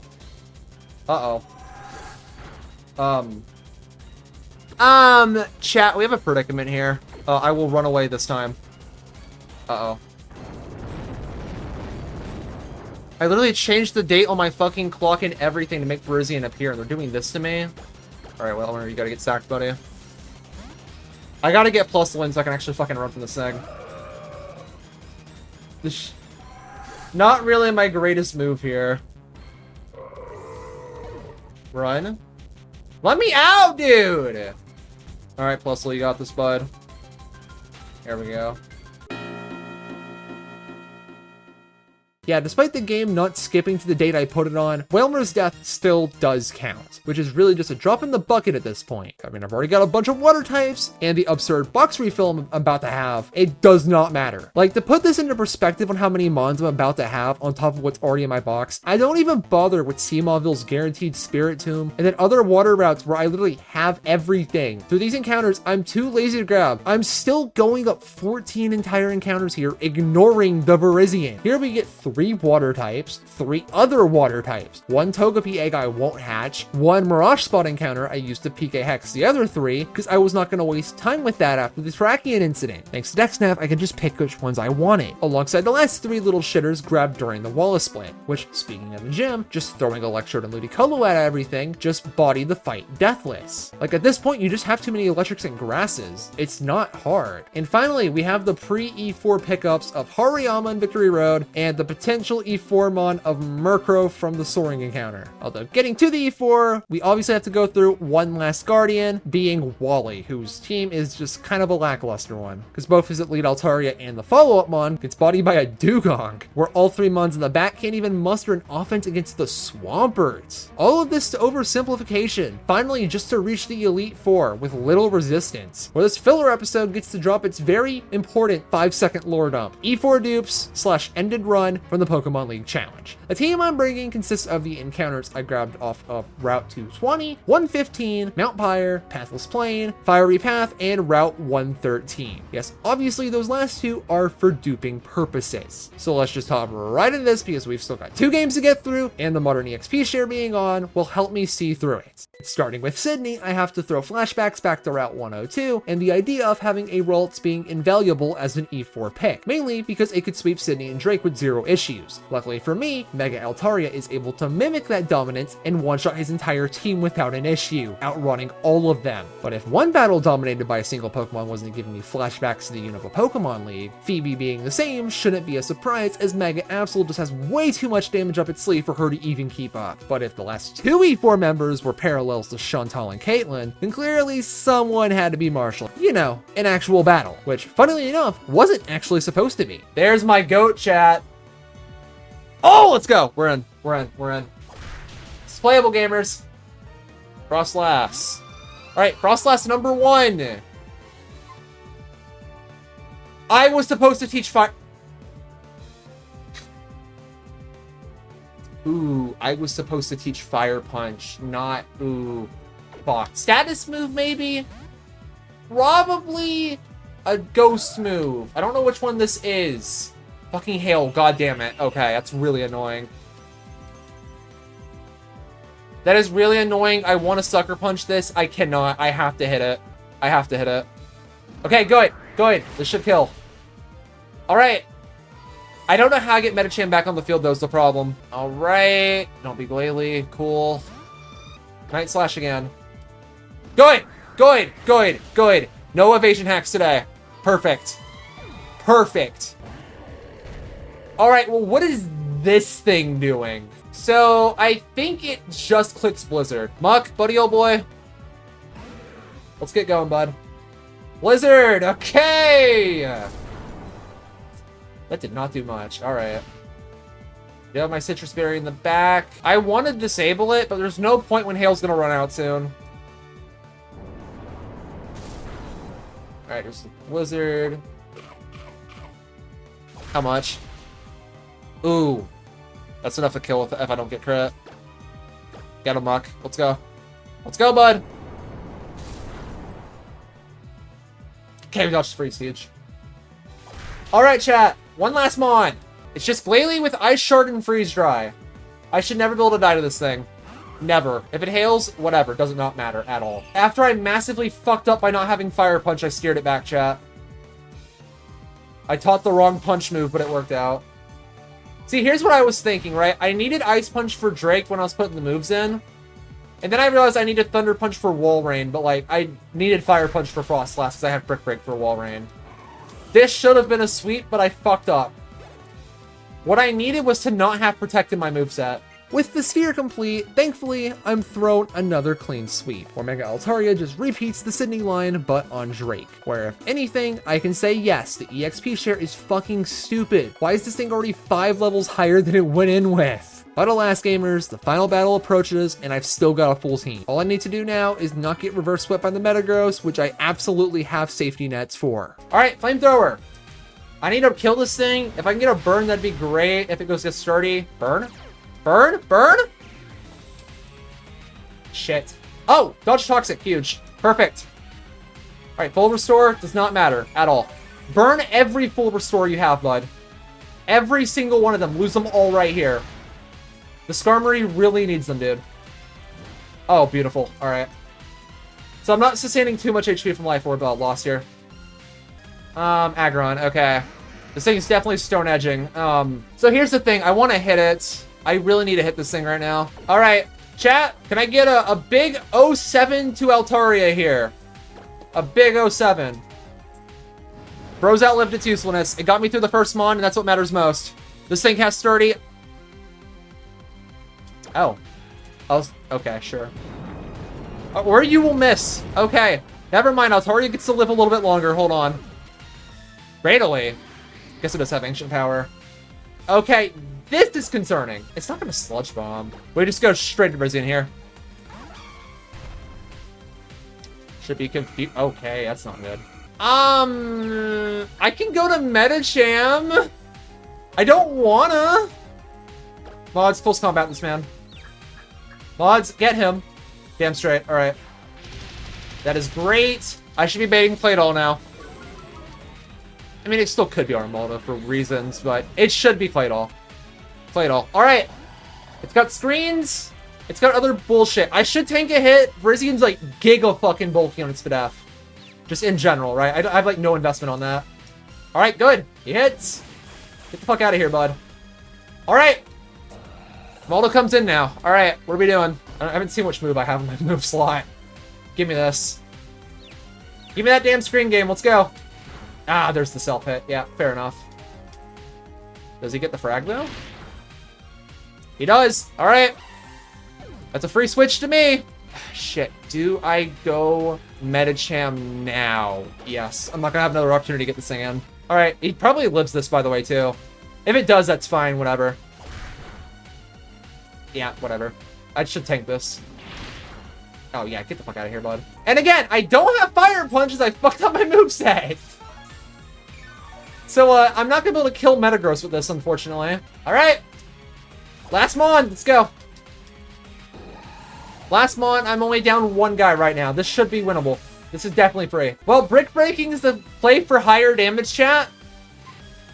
We're gonna Thunder Punch it. If I get Para, I win instantly.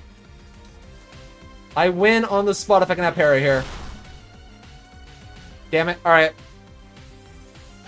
This should definitely kill its top boss now. Yeah, alright. Metacham, you worked wonders, my friend. Alright, chat. Bit of a fun fact for you here. Metagross only has damaging moves. It can get around me with Bullet Punch, but I don't need it. I don't need it. G fucking G game. All right, there you go, gentlemen. 4-Death Alpha Sapphire. Let's go. Yeah, that line was way better than what the fuck I was gonna cook with Thundurus. Good lord.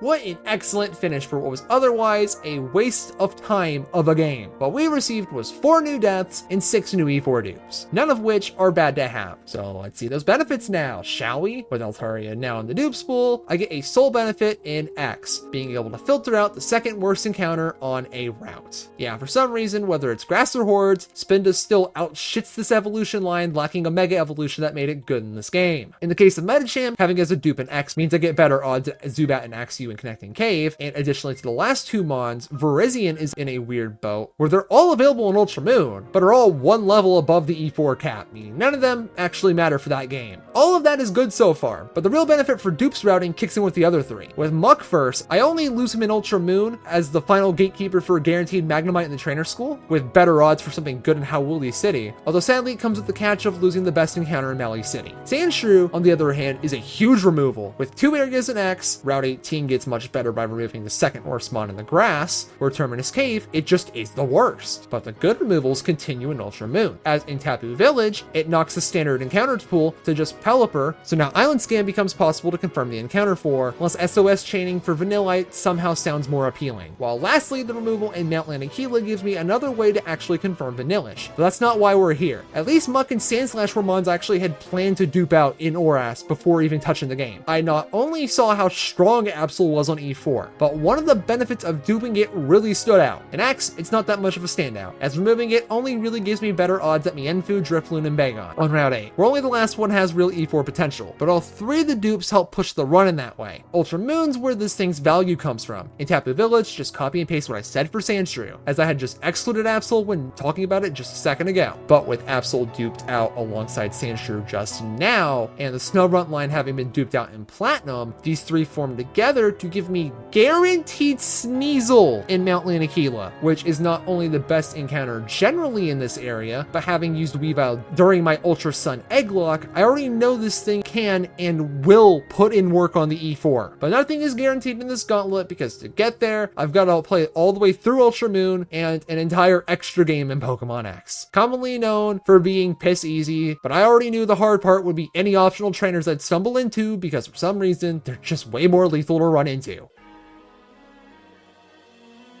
Right out the gates, we're starting with Fennekin because the other starters aren't anything special, while the fire types are as low in supply as ever. But as you'd expect, it's early game. We bag a Weedle, Caterpie, and a Bidoof on my way to Sandaloon City. While things seem normal for the early game Pokemon Nuzlocke experience, things are about to take a very strange turn as I want to grab my Route 22 encounter, despite delaying it until after getting Lucario, seeming like it would always be optimal to avoid the dupe, as I feel the early game presence of another Mon would help out quite a bit. See, that's not the issue here. The issue is my pathetic label of calling whatever these levels are grinding, thinking that the next trainer would have reasonable levels, at least compared to the previous route. This is what ensued. Oh my god, what are you fucking... It's over. It's over, it's over, it's over, it's over, it's over, it's over, it's over, it's over, it's over, it's so fucking over. Oh no.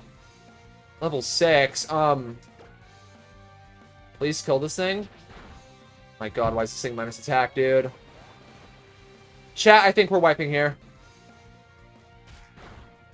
Alright, I am dead to crit here. Oh my god. If I have to sack Bidoof, I'm doing it, chat. Kakuna, please. Oh my fucking god, stop hitting me, dude, please. I should have grinded. I should have grinded the rest of the fucking team. Oh my god, I'm stupid. Please poison. Thank god, okay. Big skull registered trademark. Alright. Why do you have Ember? What the fuck? Why wasn't he clicking that ever? Potential Mon has already died. Lovely. Bidoof, please, I'm begging you. Clear, okay.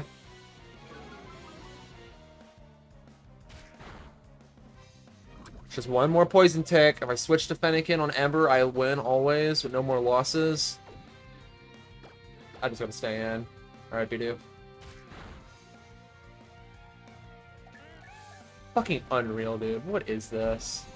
Oh, let's just let them fly the fuck up in level, man. They're going to the damn moon like the crypto investments you thought you were getting. What the fuck ever, dude. So I may have lost half my mons bailed out by the Kakuna getting a lucky poison, dodging a potential run loss entirely. At least the loss of 2 wasn't in vain, since I get to proceed to roll the best encounter on the route. Yeah, if there's any good trait about Farfetch'd, it's the fact that it just solos Viola without question, one-shotting Surskit and two-shotting the Pavilion, showing that this truly is the one thing this Mon was truly built to do, even being an in-game trade if you need it. Although outside this early game fumble, much like Alpha Sapphire, X takes a bit of a filler episode arc in the midst of this 8-game adventure. Despite crossing a lot of ground to reach the Lost City for the second gem, not too much happens outside of encounters, since Farfetch'd just kinda bodies this split pretty hard. Route 4 throws me a full bebe, Route 7 sees the implementation of mandatory encounter clause, since otherwise you're always stuck with the Snorlax, which is incredibly boring. As for the encounter itself, I will actually be delaying it. But then there's these two encounters. Connecting Cave that has my Metatite dupe. I got a Horde. Great. Go fuck yourself. God damn, dude. Then there's Route 8, where we actually do see my absolute dupe come in handy for 2 rerolls, really hoping for Drifloon, Bagon, or Mienfoo. But You don't even get it to Mega. Why is it a horde? Oh my god. Hello, Wingull. God fucking damn, I'm tired of these fucking hordes, dude. Come on. Yeah, let's just spawn another fucking horde in normal encounters, dude. That'd be really fucking useful when you change the entire encounter table for no reason. Yep, the 2 worst encounters in their areas twice in a row. But of course, disasters don't stop, as Route 9 gives me 2 fantastic potential pickups. Let's hope I don't roll the die. Instantly gets an encounter. Like, go fuck yourself. This doesn't do anything. Who knows, maybe I'll eat those words later. Regardless, I'm deprived of Crocodile once again. As I was saying, man, I could have fucking Rhydon. I could have access to Rhyhorn, Machop, or Onyx. I get this fucking worthless sack of shit, dude. Come on. Every encounter is going wrong. Yeah, somehow after Farfetch'd, I burnt any and all luck the grass can give me, it seems. Thankfully, I am blessed with a few guaranteeable encounters. Obscene ones at that. Ambert Town lets me cash out on an Aerodactyl, and Solage City actually allows me to pull a Love Disc, who's ultimately used for an in-game trade in the same towns, so Steelix can body yet another game, leaving us with the other 4 encounters that get me to the gym in one piece, despite the scare with the last one. Okay, you're annoying. Bro. I don't think I want to encore that one. Anyways, Steelix utterly bodied the Rock Gym by mashing Gyro Ball. Act surprised. Wow, that's worthless. Dude, I'm getting like the worst encounters in every fucking area, dude.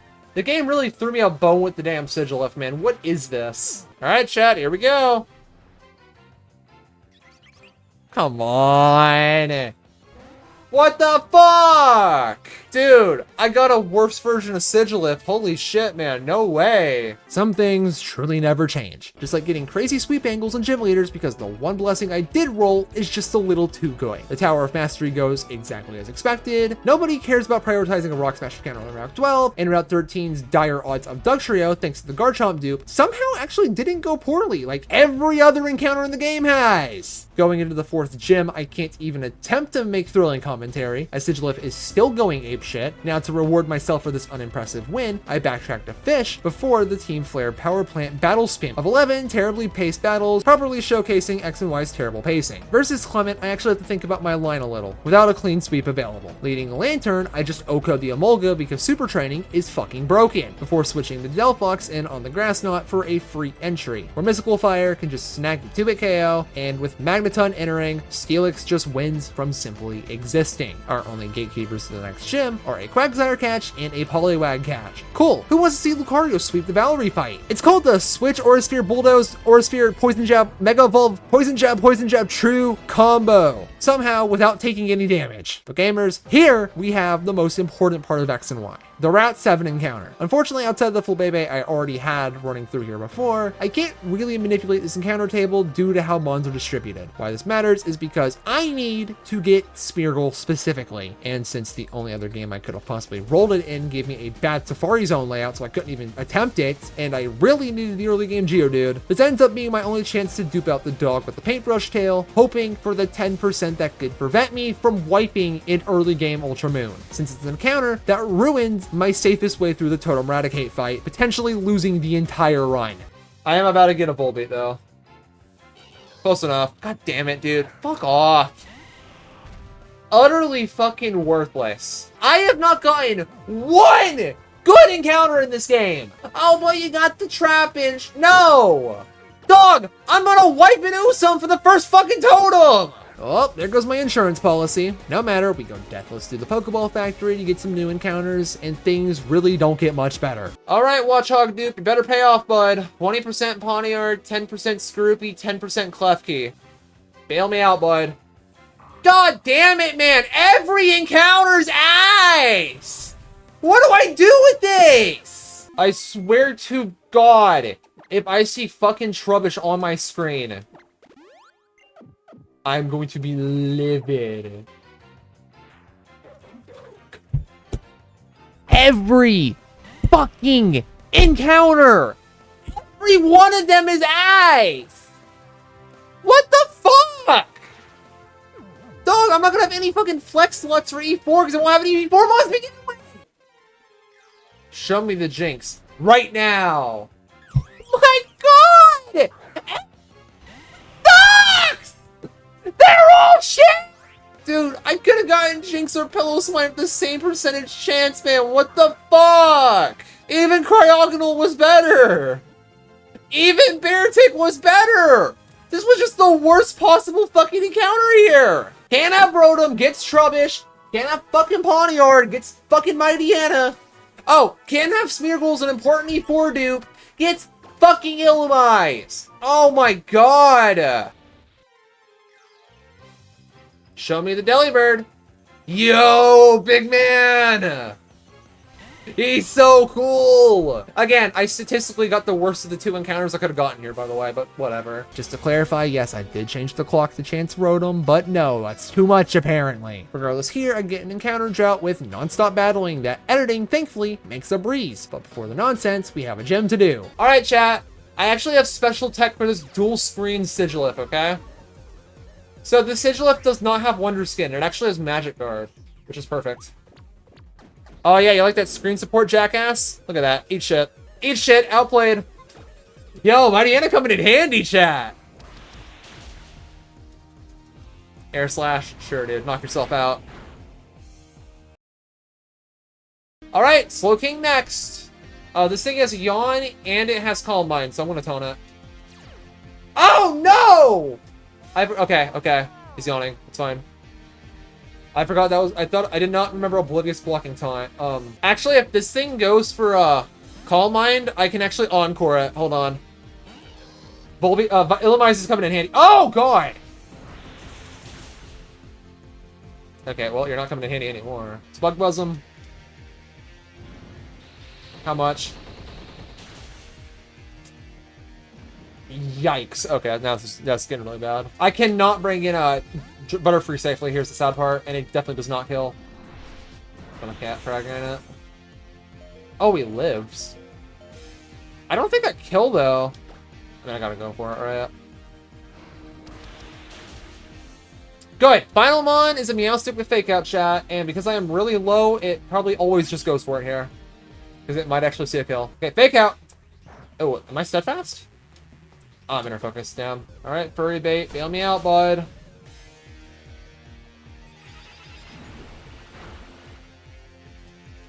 Alright, and we get the frag here. Easy. I'm surprised I went through that one deathless, actually. While we finally had a battle of substance, unfortunately, it'd be another hour before that point, with nothing happening death-wise whatsoever. Entering Xerneas. Yeah, unfortunately, running away to despawn it isn't an option here, meaning I'm forced to catch it like Reshiram. And unlike Reshiram, I actually do choose to burn the Master Ball here, to avoid any potential damage it could throw at me before the Lysander fight, before saying no to using it because obviously it's an illegal encounter that would be released later. It's not like I can get any legendaries in this game, it's okay to waste the Master Ball. Another Mienshao fight. Take a guess on how I'm going to handle it this time. Out of time. We're clicking Psychic. We click Psychic every day of the fucking week. Alright, Pyroar. It might go for a normal type move. Big if true. Dark Pulse, okay. These days do overwork? Dies. So, I don't want to risk Lantern's the problem. Alright, basically, I always pivot straight to Gyarados here to catch the Earthquake. After that, though, we're in a bit of a pickle. If it goes for Outrage, though, I'll put in Floor just to see what I can do. I would prefer to see Outrage here. Alright, Earthquake. I want to Ice Fang once to see what it has. If I can flinch or freeze it, that could help, too. Outrage? Okay, good. This should not kill. Almost hit crits. Alright, perfect. But it is better than nothing. Iron Head! Oh, God! Okay, well, that's not good at all. Berry Juice, alright. Forgot I had that. Oh, that is awful damage. Alright, back to Gara!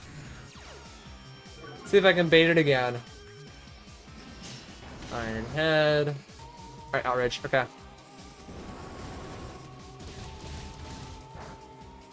Hey, get the hell out of here, bud. Look at that. Deathless Lysander. Good shit. I was actually genuinely very worried about this fight, because it's like the only one I can remotely wipe on. From here, things are just smooth sailing. Well, almost all the way through to the Pokemon League. Wolfric was soloed by a Delphox, alongside the final rival just being a pushover. Rounded out by the final encounters of the run, Girder, Graveler, Sliggoo, Trevenant, Banette, Druddigan, and of course, the most important one. You better do it, game. You better show me that damn Scyther. You better show me one of them Scythers now, dude. You better fucking do it. I don't know why I bothered with this game, honestly. I don't know why, in what reality, I thought I was actually going to get the fucking encounter I wanted. Yep, the Altaria dupe truly did not matter at all. He rolls the worst one. But now, gamers, E4 prep. From super training to EXP share, this E4 run shouldn't be too hard. But again, I can't get complacent despite still wanting to fiend for E4 dupes. And for that, here's the squad. Delphox, the old reliable starter, Flygon, the diet version of Garchomp, alongside Aerodactyl and Florges to go Unga Bunga with. The two questionable picks, however, like, go fuck yourself! This doesn't do anything! Yep, Heliolisk is tapping in and not for duping purposes. It's actually gonna do stuff. And finally, Banette is gonna round out the team with minor duping plans for Ultra Moon. Outside of that last pick, everyone here is the cream of the crop, making up for the absolute dumpster fire encounters this game has plagued me with so far. Anyways, let's begin! Opening up the Elite Four, Seabold will be first since my line for this is completely free, which usually isn't the case, as a Heliolisk lead can click Thunderbolt into quite literally his entire team, one-shotting all of them. And at no point did the dry skin tech ever come in handy. Next in line's gonna be Malva. With enough luck leading Mega Aerodactyl, it'll be time to risk a bunch of 90% rock slides. Congrats, he hits one on the Pyroar. Oh, Torkoal's here, connects a second one. Although thanks to the lack of a flinch, I lose more than half of Arrow's HP, which means I know damn well at this point that if I miss, Aerodactyl's gonna die. Well, it's a chance I'm more than willing to risk. I stay in on the heal turn, making no progress with the third rock slide, where it even heals again for a fourth rock slide on a heal turn, where fifth time's the charming, connecting once again to remove the Torkoal. Hit another 90% of the Chandelure, removes it instantly, where finally the Talonflame enters, where I am in fact spared from rock slides inaccuracy 6 times in a row, finishing the fight. With Wickstrom next in line, I've actually got to get a tad bit creative since I don't have a way to sweep this. Turn 1 is awkward as I gotta deal with spikes, but the Delphox lead does obliterate the Klefki. With Probopass entering, I've got to pivot to Flygon to eat the Power Gem, before spamming ground moves to get through the combo of Sturdy and Full Restores, with about half of its HP remaining when Aegislash enters, forcing my hand with a pivot to Heliolisk, unfortunately not getting Shadow Ball for the free entry, although at the end of the day, it doesn't really matter, as I simply get to one-shot the Aegislash with Thunderbolt. Heliolisk, buddy, I was not familiar with your game. Leaving Scizor in the back. And while I was sure the Delphox switch was mostly safe, I was unaware how much I'd be clenching from an X-Scissor crate. That thankfully didn't put it in a position to bait Bullet Punch, despite the fact I was more than willing to risk it winning the battle. Or lastly, I've got to get through Drasna, and the Dragalge lead sets a bad example for how the battle actually goes. Almost 3 minutes of Florges clicking Moonblast alongside Wish and Protecting with leftovers to wall it forever, eating all the full restores on the first mine, before it just completely outbulks her team with KOs coming through 2 Moonblasts each. Serving as a battle I'm surprised was that much of a sweep, meaning I've gotten a full Deathless E4 up to Diantha, meaning victory is basically secured already. Now it's just a matter of execution. Alright, I'll let you lead. I don't outrun this, but I should never die to it. Maybe X's or crit can be annoying, but otherwise, Lamau. Oh, I'm faster. Okay, goodbye. Speed EV's coming in handy. Alright, next should be Tyrantrum with a head smash. I still need Delphox for Gorgeist, so it is what it is. Alright, here's my resist. That's my resist, baby. Alright, if I go for Dig here, I don't really get that many bad outcomes. I wish I had Dragon Fang equipped so I can just click Dragon Claw and do this in one turn, but we will do this. Alright, good. Alright, this should be a fucking Aurorus for obvious reasons. So how was I planning on killing this again? That is a fantastic question, actually. I don't need Flygon. I would like to have it for Gudra. I think that means go for Focus Blast, dude. Fuck it, we ball. Alright. Alright, dodge the freeze, please. Oh, that is not good. Yikes. Right. I'm just gonna get the turn 1 thaw. I lied. Okay, this might get bad. This is getting bad. Uh-oh. God damn it. Okay. I can stall out that screen probably, but yikes. 1 HP. Come on, thaw out, buddy. There you go. He missed. Missed again? Okay, we're crazy. Why? Oh my gosh, I get this thing a wide lens. Alright, whatever. I had to get this thing off. I had to get this. Okay, what do I do to kill this? Gorgeist is a little concerning. 3 out of 4 blizzards, she's shading correct. To be fair, I should have gone wide lens on a Heliolus because I knew I should have had something. Alright, light screen's gone. Gudra is in. It's gonna go for muddy water for sure. Most of the shit's gonna bounce off. If it goes for a switch, that's fine. Muddy water. No accuracy drop is perfect. This thing's just so fucking tanky, dude. Who needs Blissey? That is my only question. When you have something with like a slight offensive presence. Missed an attack. Ooh, 2-bit KO. Alright. And if it wants to spam Phantom Force, I can actually use that as an opportunity to get a arrow back on the field. But we'll see when we get there, which is right now. Alright. Protect once. If he does it, that sets up a switch to arrow, actually, because it'll guarantee a Phantom Force. That's strongest move. Yeah, or sneak. I don't know. And with arrow in, I should be able to win this. Alright, I want to come in on the turn that he Phantom Forces. Yeah, click that button, you dumb fuck. Alright. This is the GG chat. Goodbye. Yeah, nice attack, jackass. Alright, get out of here. Alright, chat. One last mon remains. I have Banette for the specific purpose of beating this thing. Just in case I can't kill him with this. You know what's fucked, dude? This could have been a 0-death E4 if Heliolus just lived. And actually killed and hit. There you go, chat! 3 mon Pokemon X. 3 deaths. Absolutely wonderful. What an E4 team. Yeah, maybe Florges could have handled the Auroras better, but dying here simply didn't matter, as now we are out and ready to shove off to the final game. But first, our dupes, all of which actually exist in Ultra Moon. Heliolus does not matter because it's above the final level cap, always being unusable. Delphox, while being a top 3 encounter in Ancient Pony Path, unfortunately isn't very good, as the game's just very inhospitable to it since Psychic type's not really doing too much, and it fails to help against any of the remaining bosses. Similarly, Aerodactyl isn't too helpful. Maybe there's a line with it on Totem or Bombi, but outside of that in the Kahili battle, I'd probably just be better off grabbing one of the Seafolk Village fishing encounters instead, especially since I can't Mega Evolve it. The removal of Florges is less than ideal, being available in both the Melee Meadow and Ula Meadow. In Melee, it's the second best available encounter here, but only really has the advantage against Howla for an early game pickup. Meanwhile, in Ula, I can just roll Groddle instead, assuming I'd not have Flabebe in the first place. The win for dupes, however, starts with the Banette that I never even used, as its only duping value is in the Thrifty Megamart. Huge when it can combo with my Gengar dupe, and Zubat being in several places actually gives me very favorable odds to roll Klefki, a utility mon I can stack against a Totem, or more importantly Ultra Necrozma, after a Prankster T-Wave gets me a speed advantage, or even Mimikyu, whose busted ability gives it a free turn in every single battle, meaning it's always useful, where if I just had Banette, I'd just get next to no value at all. Lastly, there's Flygon, only available in the Haina Desert. I can combo with a very easily accessible Dug Trio to guarantee Krokorok that could score value in loads of normal battles, and even the E4 through ability capsules allowing me to swap abilities between Intimidate Support or Moxie Sweeps at the drop of a hat. All of these are going to blend together for a wicked run through the hardest game of the Gauntlet, no questions asked.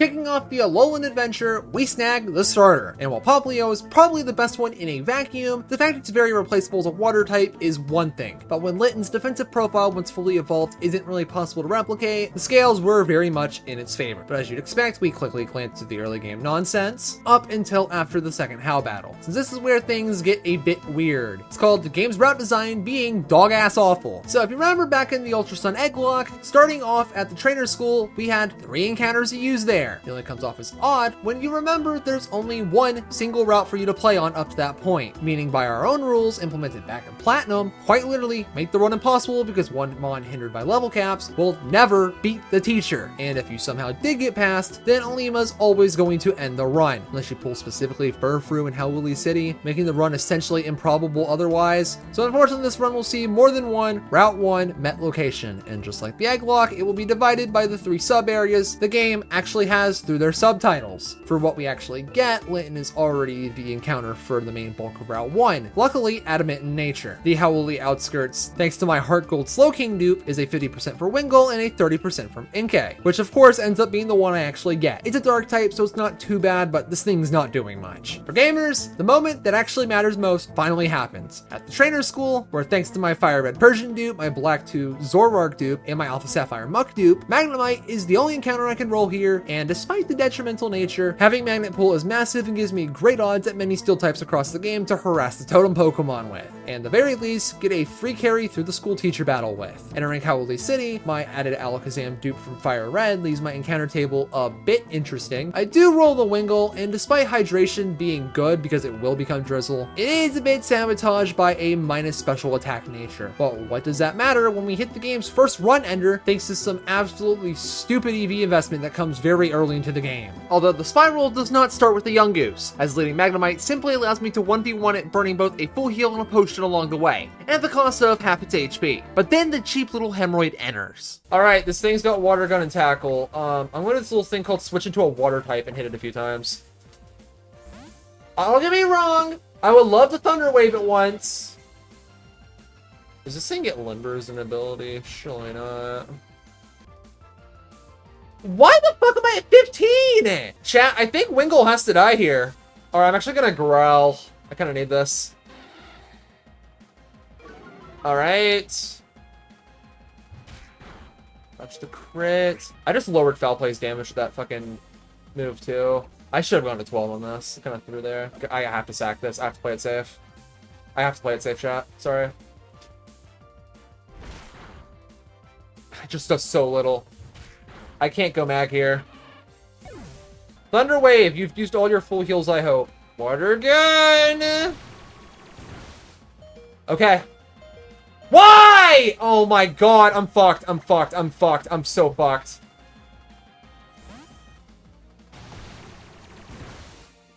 I have to foul play this. How much does this do? It's at -1 is the problem.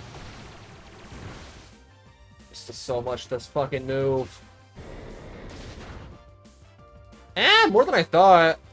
I might be able to finish this with Linton. I'm gonna have to sack this though. I don't have to save switch. Crit? God damn it, dude. I don't need him. I don't need him. I don't need him. Okay. I actually could have gone for the switch there. I'm slower. Don't crit, please. Yeah, this thing has like no special defense IVs. It's like kind of annoying. Okay. Yep, a complete disaster, even with 4 Mons to use. Hell, half of them are already dead, and I'm not even going to be able to run mid to late game rain. But if I had to lose half my team, the ones I lost were the preferred outcome. But that's fine, right? I get 3 encounters now, and I can easily rebuild, right? Well, a Hindsight Andy would actually have 2 here, and delay for Litwick Island scan. Hell, even changing the time to put Drifloon in the encounter table in the cemetery would help. But instead, I wander on in to chance the rebuild. With my Heart Gold Ghastly dupe in the pool, I've got 20% odds of Zubat being the preferred outcome, or a 40% chance of Murkrow. Right? Cool. I could roll a new dark type, right? What could go wrong? This is what the catch rate looks like. All right. How am I gonna go about getting this? I need to T-Wave him once. Right. Fuck, okay, I could've gotten lucky there. But you never really know. Because, you know, modern gaming. I'm dead to its other move. I gotta switch.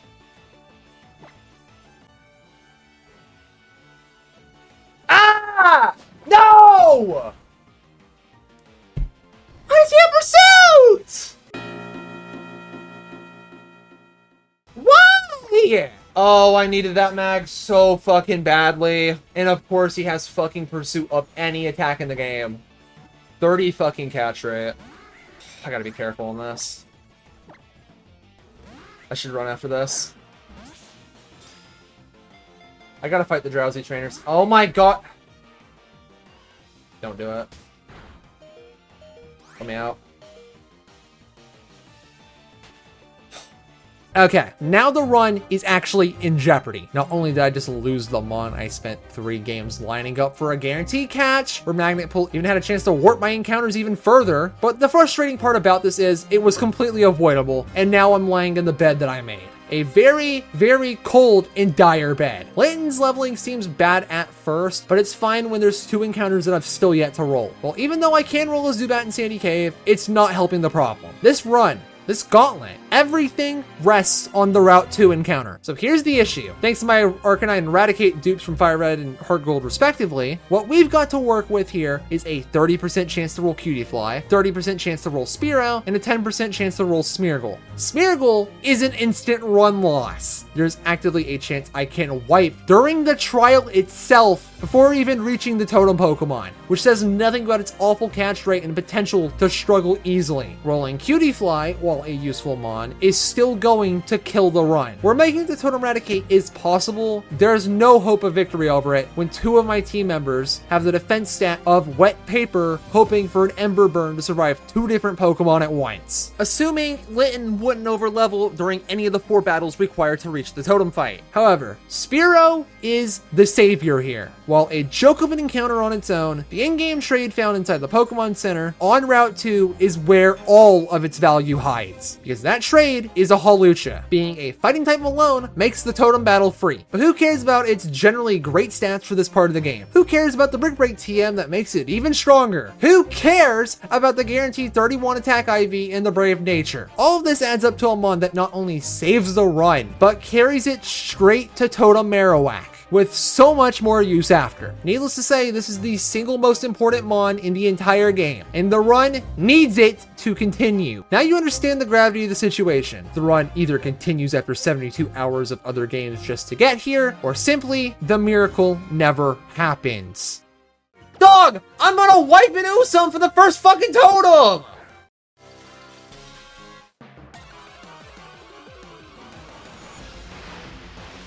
Oh, gamers, it's time to tap in. Litten EXP crisis, gone. Hawlucha, with a little bit of help, makes a mockery of the trial site, one-shots the run-ending boss, body the slightly concerning Furfrou, dicks on How, with help, one-shots 2 of Howl's mons, eating a Z-move for breakfast along the way, does the same to Gladian's team minus the threat of a Z-move. Hell, it even one-shots the supposed to be run-ender of a boss fight in Totem Araquanid. Yeah, remember when I had an issue with that thing? Yeah, the trail of bodies Hawlucha leaves in its wake cannot be understated. All along the way, I am stocking up on encounter after encounter after encounter after encounter. Hell, this thing even makes the questionable death of potential mons during mandatory battle facilities irrelevant. Oh, and did I mention more catches? Like so much more? Sure, man, I missed the Feebas I built to evolve immediately. Good stuff actually does swing back in my favor since my Black 2 Starmie dupe removed the best mon from Route 7's water tables. So I blow that encounter on a Diglett, which is great because you combine it with the Zubat dupe for a guaranteed Larvitar in Diglett's tunnel. Lastly, I get some dumb luck in Well of Volcano Park where my Magby encounter accidentally SOS'd me something far better despite having a naughty nature actually handicapping it.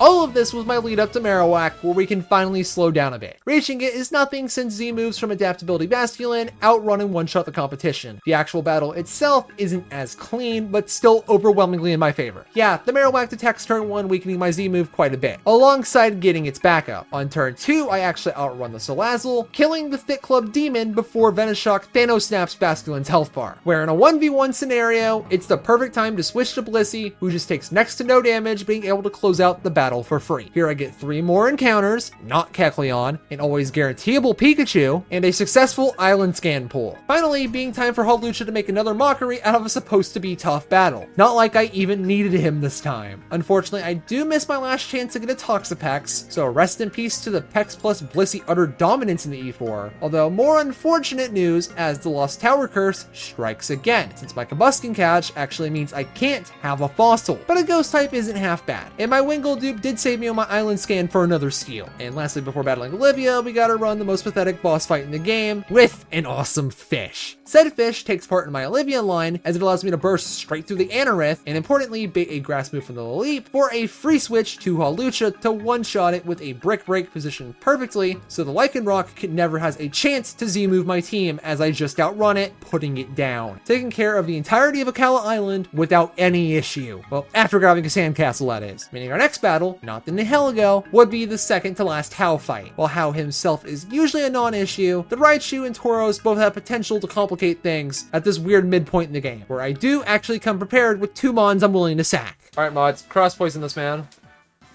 Look at him go. Doesn't KO. Alright, so we're gonna winged attack in case this thing wants to switch to something stupid. For no reason at all. And now chat! I should be faster than this Raichu. This Crobat is fast as fuck, comma boy, alright? Now observe this. New tech just dropped. And now I get the safe switch to Love Disc. Oh my god, I don't have to risk it, Jesus Christ. Okay, I'm gonna continue my line and bait the Vaporeon. Alright, Vaporeon's in. Now we switch to Trevenant. Alright. Big man. Does this thing even have a grass move? Do we even know if he got... There it is. Okay, that's kind of annoying. This thing only has Quick Attack and Water Pulse, so it's not that big of a deal. Let's Leech Seed him. Come on, hit it! Let's go! Perfect. Yeah, I'm gonna Will-O-Wisp it. Not like it Fuck, I'm just gonna Shadow Bomb. Man, I just wish the move reminder was available before the end of the fucking game. It's literally just right before the E4. Basically, this thing's gonna die to Leech Seed. And I don't have to risk getting Pursuit Trapped. Alright. I don't know if Noibat's the one that comes in here afterward or not. Ouch! Maybe I still am. Good lord. Alright, best case scenario, Noibat comes in, but I don't think it has highest damage here. And I do want to U-turn out of this Intimidate, so, Pursuit can still trap me mid-turn, though, so, okay, we're good. So this is Horn Attack. I'm just gonna... Part of me was, thinking I wouldn't even have this for this fucking guy. Ouch! It's Magnitude, I guess. So I think I'm dead Pursuit. I think it's on this turn, too. I think I've got my Ductrio killed. Ow! Yeah, he's toast. Goodbye, Bozo. We're gonna hit a Magnitude 9. 8! Close enough. This could kill. Wait. Save me? Still got a Steel type. Let's go. This thing always Bite and Wing Attack, so, I just, yeah, I bring, Listen, chat. Y'all may not know me, okay? But I have a gambling addiction, okay? I love to gamble. I like risking shit, okay? With a Deathless line, it's already time to prep for Totem Togedemaru. Said prep includes grabbing 3 completely irrelevant encounters, thankfully dodging the Ditto on Mount Hokulani, but stupidly forgetting about my Platinum Infernape dupe, you know, wasting time just to get this instead. But for the Totem fight, this team is what I was able to come up with, not exactly being a fast line, also not having a sweep angle. This one's actually going to take a minute. 13, in fact, as I spend the first 6 turns Intimidate shuffling between Gyarados and Eviolite Sandy Gas until Stealth Rocks get Gyarados too low to come back in, causing me to burn more Sandy Gas HP before Ampharos enters to spam Bulldoze and Cotton Spore to get the speed advantage that Tailwind can ruin, while leftovers out-heal all the damage Ampharos takes. In fact, just keeping it in would win the battle on the spot, but instead I pivot to a second Intimidator, giving me free entry to the real win con in Trevenant, since after dodging the potential bounce crit, presumably because of my Bright Powder, I connect a crucial Will-O-Wisp, then teach Leech Seed on Skarmory, and simply stall until both fall. Notably with Togedemaru falling before Skarmory so I can avoid the Dedenne backup. But before I can hold forward straight to Totem Mimikyu, Guzma is blocking the way. The battle solved very easily by one-shotting the Golisopod through a Z move, then U-turning on the Masquerain and bringing Carbink for the free 2-hit KO, sending me on my way. Takedown. What the fuck? Anyway, 6 entire encounters, which, yes, I do have 2 notes. First being that my Alpha Sapphire Absolute Dupe came in handy for my Island Scan Swinub, and second being the delayed Mount Lanakila encounter. I can't catch Sneasel yet, this part should be obvious. Anyways, again, now it's Mimikyu time, where finally, blood is gonna be shed. I need to drop this thing's speed so I know Dugtrio can outrun it. Also, I need to break the skies, so we click Bulldoze here. Play rough. Oh, huge dodge. That is massive. All right. Off to a phenomenal start. We got the speed drop, and there that goes. I really don't want to have to risk Dugtrio on a Will-O-Wisp switch in here. So, love this, buddy. You're going to be the first death of the run to happen after the first totem fight. Oh, he's crazy? He got the fucking dodge through Bright Powder? Huge. This is why I taught this thing Icy Wind in case that happened. It ain't that big of a deal in the grand scheme of things, but Love Disc actually getting to play the game's kind of nice. Another speed drop has hit the tower chat. Alright, from this position, Dugtrio always wins. Doesn't kill. Bayonet, can you get the kill, bud? Thank you. Alright.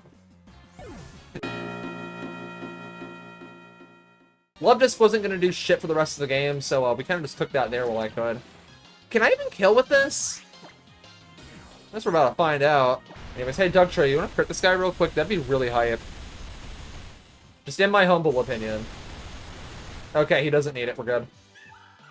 Alright, man. Talk about some hyper offense, man. After the stall fest we had against Togedemaru, that's the shit I'm talking about. I will just Shadow Call this thing until it dies. Does not have priority. And I really don't want to risk Sucker Punch on that. Okay, he just dies. 07, bud. 07. Get the fuck out of here. Alright, talk about a free fight.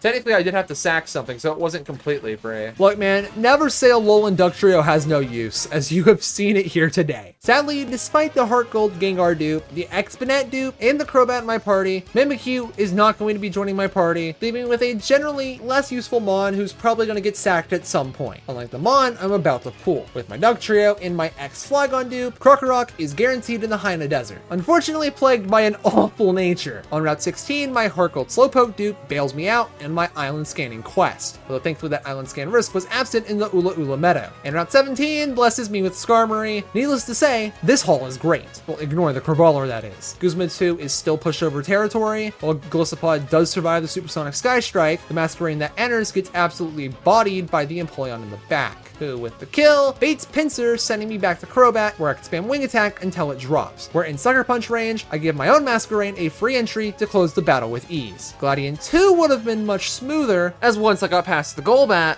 I accidentally misclicked the Zoroark, missing the KO. To recover, I've got to pivot through Masquerain in order to remove the Zoroark. And with type Nolan, a simple switch to Ampharos and a Volt Switch gives Blaziken free entry to low kick away the rest of its HP. Meaning we're off to the final battle of Ula Ula Island. Leading off against Sableye is the simple game plan of spamming Draining Kiss until it dies. With Krokorok entering, I'm granting the perfect opportunity to bring in Hawlucha and snag a completely free KO on the Croc. And when Persian enters, I eat a crit that served as this thing's only hope of doing anything at all. GG, 3 islands down. Entering Aether Paradise, there's not too much to comment on, it's just a battling purgatory. The 3-man back-to-back in the basement can be sketchy. For them, I picked the lead Masquerain, so I'll always be able to U-turn on the first turn. For battles 1 and 2, my pivot is to Crocodile, who can dig into both of them, one-shotting the Magneton, but needing another turn for the Muck. Pokemon Refresh is used between the 2 battles to remove the poison, since there's no affection boost gained from doing so. And battle 3 is just Dispatch from Blaziken, simply one-shotting the Porygon 2. The tag battle versus Faba starts well, as Crocodile clicking Rock Slide just one-shots the Ledian, where I can dig next turn, while the Raichu dies, allowing me to turn the battle into a 2v1 against the Pupitar, where the battle just becomes utterly free, unlike the next few battles to come, first being Guzma 3. As for now, little bit worried about how much damage Sucker Punch is going to do here. I resist its other 2 moves, so it's kind of not the most desirable thing to get hit by, but we will find out. Here he goes. Alright. That's not much. Okay. I will be dead to crit, though, when he tries to come back in. Okay, I want to say this thing's less bulky, right? Especially speaking. I'm just going to put myself at risk of dying from missing this. Okay, we're good. Ah! Oh, we flinched. We're good. We're good. We're fine. So that's the easy part. Alright, now Pinsir, I'm not going to risk that shit. I'm just blowing this guy up. Sorry. Man, Z-moves are so cool. They should bring them back. Oh, wait. They're gonna. Alright, Vika Volt. A little bit of an awkward mon here. This thing should never go for Bug Buzz and E-Ball because those are like giga fucking resisted. Basically, I'm going Crook here. We're going to use this to bait Bug Buzz so I can go to somebody like Blaziken because the bait doesn't matter too much. Thunderbolt, perfect. And then I hope to God I can kill this thing because I don't know how much damage Thunderbolt's going to do to me. It's going to do a lot. Oh, wow, that still did a lot. Okay. And that is a frag. Good. That was a crit. That crit probably mattered. If only I had priority, huh? Basically, if I bring in Noivern, I'm probably going to die to Sucker Punch. Because he's definitely dead to crit. Ouch! Mods, Iron Head this man, jeez. Get him. There we go. Alright. Deathless Guzma, a little bit worried about that part. Okay. Up next is the Lusamine fight. She's a potential run ender, and the level caps being weird to play around certainly contribute. But considering the real danger in the Egglot came from the Lopunny not just hexing me out once, not even twice, hell, 3 times isn't enough, but 4 times, as long as I don't get that unlucky again, I should be fine. So, Fable hits me with Boom Blast, Psychic, Hyper Voice. Luckily for me, Skarm resists like everything, so I'm just gonna click the funny move and just watch how things go. Faster, love to see it. Oh, he dies. Okay, goodbye. Good Clef Frag. This should always be Lopunny, I think. Yes, alright. Fire or Thunder Punch. Don't know which one it's gonna be, so let's just resist both. Let's just resist both. Let Golem kill this thing, because I don't know, have an answer otherwise. Ice. Why ice? Okay, well, the flashbacks are coming back, chat. I got bad news. Don't worry, though. It's a 20% dethaw. As I get confused immediately. I lied. So Golem doesn't have much mileage outside of fighting the Lopunny, so we'll just let this thing use all of its health if I need to. Oh, that's don't you dare. Don't you dare, bud. What even is the AI on this Lopunny, man? Alright, who's coming in next? Okay, Lilligant. Okay, I got a free switch to Hawlucha here. This thing could teeter dance. We're gonna go to Masquerain first. Okay. If I went Limber on Hawlucha, I would have like a free switch and no problem whatsoever. Uh-oh. Here we go. That's a little bit annoying, but it only has Petal Dance to hit with, so, yeah, so I was a little bit worried about that. I could have gone Golem, right? It's like an electric type. It's like immune in this game, right? Okay. Does it kill? Does he frag? Should have gone for Bug Buzz instead for more damage. Okay. I want to assume this is Melodic next in line. Yes. Alright. Who's my answer for this? Is this Icy Wind or Hydro Pump? Okay, so chat, I don't think I thought this far ahead. Play this safe. Play it safe. Play it safe. Play it safe, chat. Play it safe. Gonna lose my Magnet Puller, which is really annoying. Dragon Pulse? Are you going for a random move? What is this? Okay, well that makes things infinitely more awkward, but now this should definitely... It's gonna go for anything. I'm still in death range, huh? You want to use Flail real quick? Okay, Hydro Pump. I should be slower than this is the problem. What are you doing? Why are you like that? Stop. Alright, how much? Almost a frag. I can't really switch into Hawlucha freely either, huh? Wall forever, bud. Iron Head we go! Flail! What are you doing? This really just is random AI. What is this?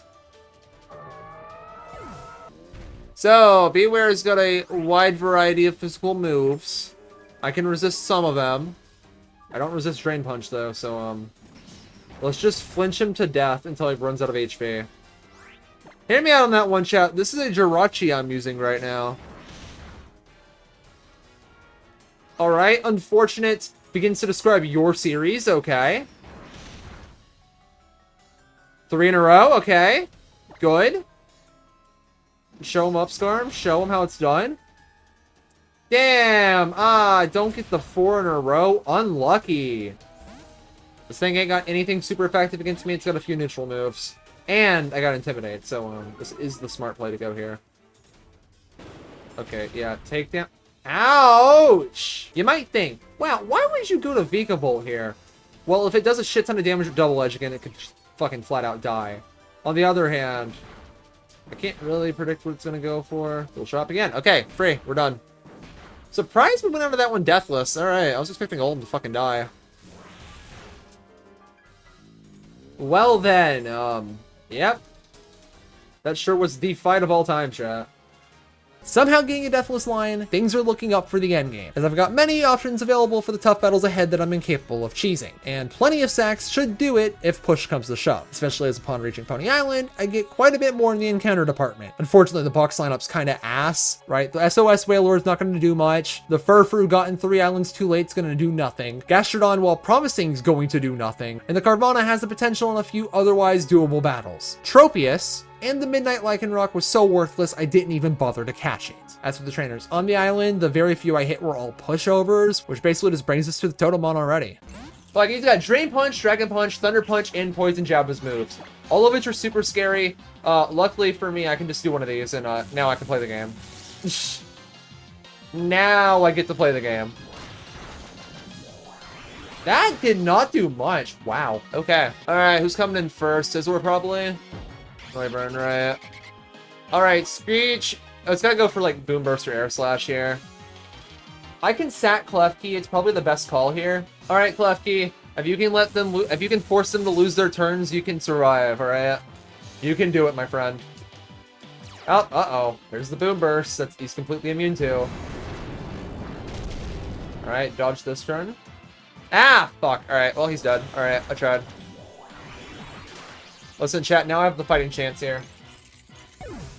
We have Flyanium Z here. I'm just gonna nuke this combo for as much of its fucking health as possible. Anyway, die please. Any critters? Any critters? Shit. Okay, that's annoying. Alright, Noivern's definitely dying here. Okay. This is all accounted for. This is all accounted for, chat. Chat, we have to go for another sack here, but this is very much needed. This will get my killing blow, but unfortunately, I do lose a mon for this. Alright. Death count just went up by 3 in this one fight. Just got one mon to handle, and none of my mons really resist this, so I have to, like, hit a blizzard here. Alright, please hit your blizzard, bud. That's all you have to do. It's just 70. Okay, good. Alright, we're out. We are out, my friends. Alright. Okay, that would have been sketch as shit.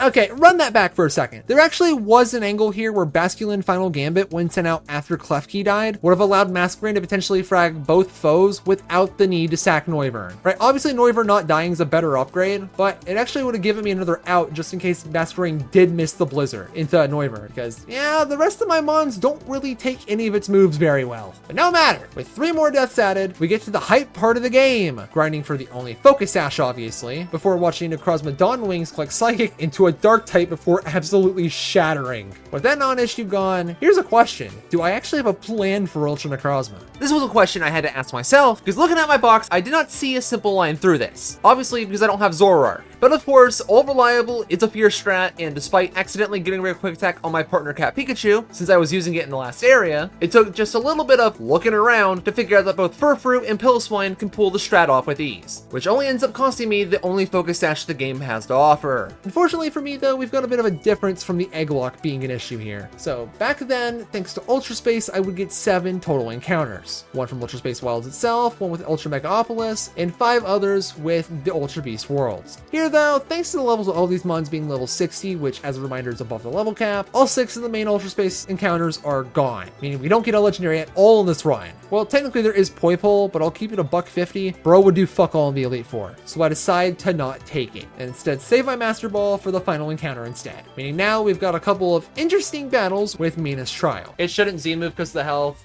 You would say that, but the game can be like that sometimes, right? Ah! Why am I slower? Okay, well, goodbye.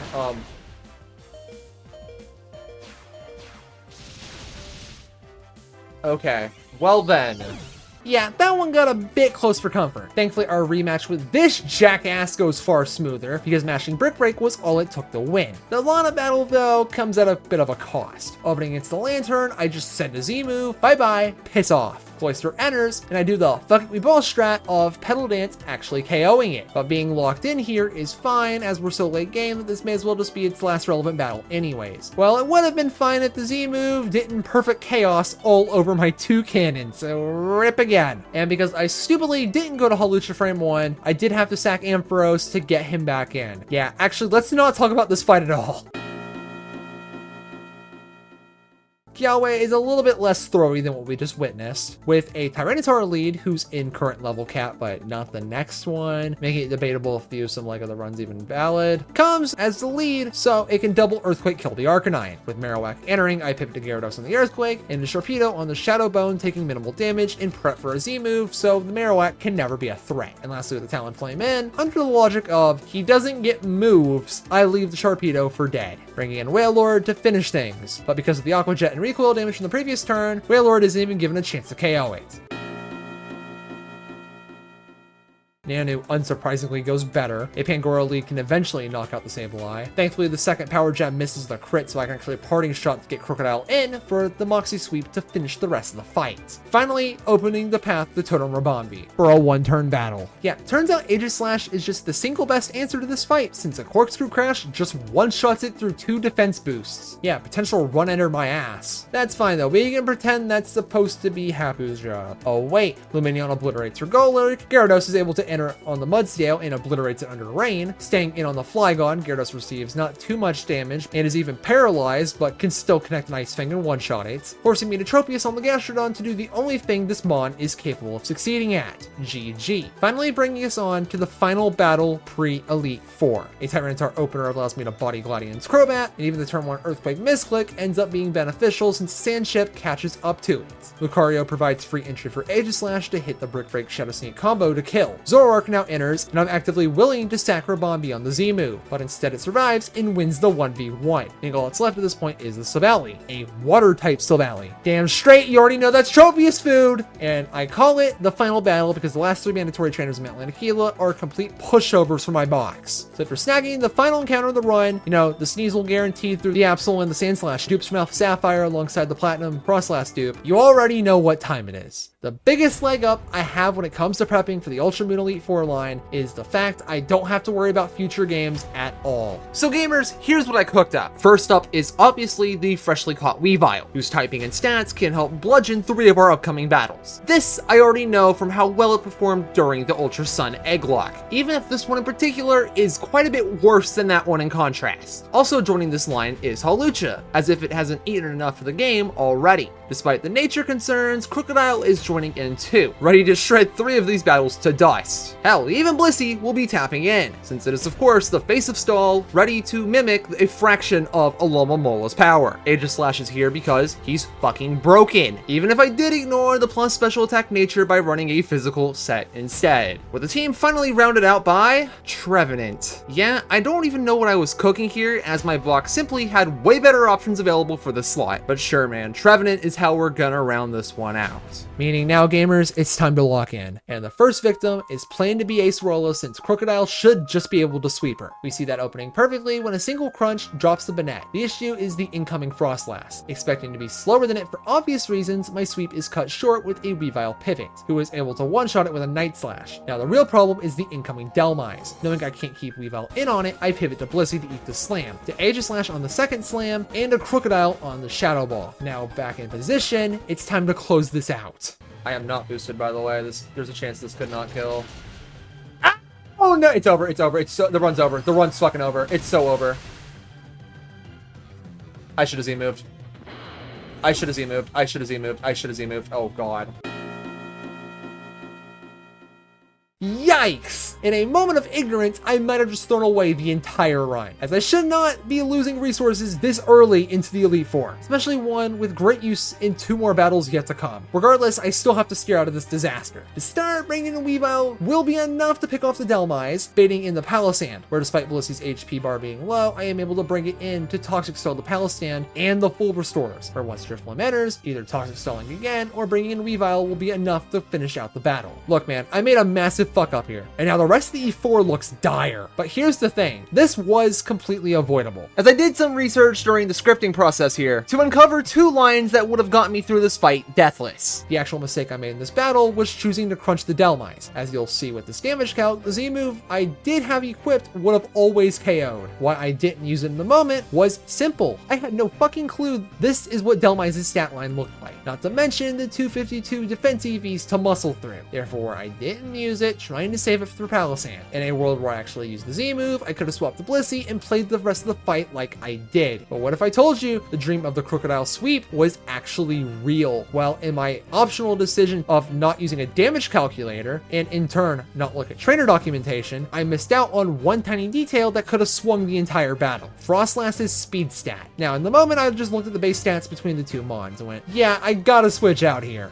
Yeah, about that. Despite the Frostlass having a neutral nature and 252 speed EVs, those combined to put it at 180 speed. It turns out there was a reality where Crocodile would actually outrun this thing, as if Crocodile happened to have a plus speed nature, it did. 29 speed IVs or higher, mine was a perfect 31, and at exactly level 58 or higher, you would reach over 180 speed, which I did. In this position, the Moxie boosting Snowball would let him one-shot her and the whole team with a 0 death line, a reality I didn't even tempt because I didn't think it seemed possible to outrun it. Now I've got 4 more battles and 5 mons to make it work with, where 2 of Crook's valuable matchups are still in the way. Regardless, it isn't over until it's over. So despite mentally being on edge and about 88 hours of gameplay going down the drain, it's finally time for Olivia. The opener here is Aegislash eating whatever Armaldo is trying to do before getting absolutely tossed around. The issue is Probopass is entering, and I know damn well that thing's Thunderwave is able to slip past King's Shield. So I just make the risky play of just hoping it wastes time sandstorming. Yeah, that doesn't happen, and now a sweepable fight isn't. Luckily, I am able to get an Iron Head off to break Sturdy, meaning it's time to switch because I can't really risk a turn loss on King's Shield. Being locked in a blade form is a complete death sentence, where now with Hawlucha in, a wide lens fixed high jump kick removes the Probopass, and is able to 2-hit KO the Gigalith after losing almost all of its HP. Thankfully with Sand gone, I'm able to stay in and remove the Lycanroc, bringing in the final Mon, who thankfully can't really do much, meaning I did get an E4 line that was deathless. Meaning gamers, this doomed run actually might not be so. In prep for Mullane, I do normal healing nonsense, but crucially teach Blissey Fire Blast because somehow I know I'm gonna need it. And more importantly, ability capsule Hawlucha to Limber, because it's my lead and a damn fine one at that.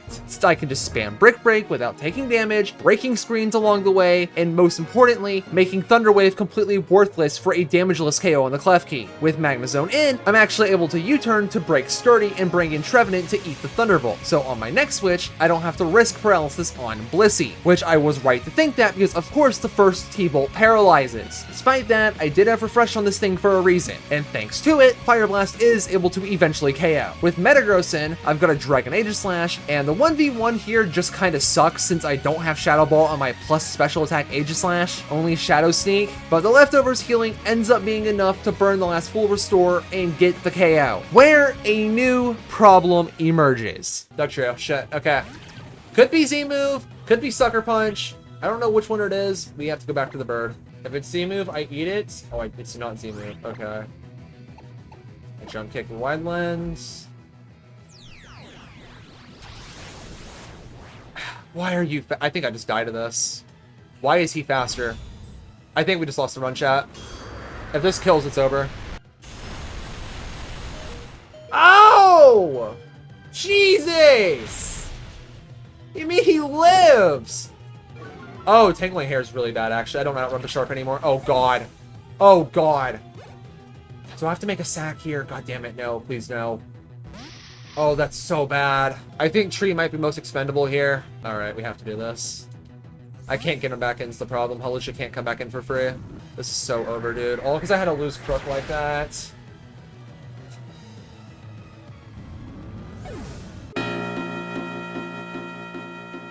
I'm able to close out the fight, but good God, this run is bleeding out now. Things are unequivocally fucked. And the worst part, another instance of not knowing I was faster the whole time. Yes, even at -1. Still put me far ahead of the Bisharp, so had I known, Trevenant would not have needed to be sacked to get Hawlucha back in, because Hawlucha would have just never left. Now, however, we're stuck with 4 Mons, and my mental is terrible as a result. Doesn't help the Egg Lock had me run into How with 6, and losing 4 to make it out alive. I'm not saying it's impossible, as things aren't in similar standing, but I'm really getting low on expendable resources, which is going to make dancing around any threat much more impossible. And things don't look too hot with my Kahili prep, as I do teach acrobatics to Hawlucha and Aegislash gets Rock Slide. The prep seems fine, but there is a fatal miscalculation I missed in prep. Not only do I forget to reteach Toxic to Blissey, you know, the main reason I'm using this thing, time, but I even forget to restore the PP on my Mons, putting Blissey and Aegislash in a bit of a troublesome position. Things seem dire, but as long as any Mons are alive, I can't give up. Meaning it's time to lock the fuck in, cut the narration. We're gonna need a masterclass in execution to make the greatest comeback.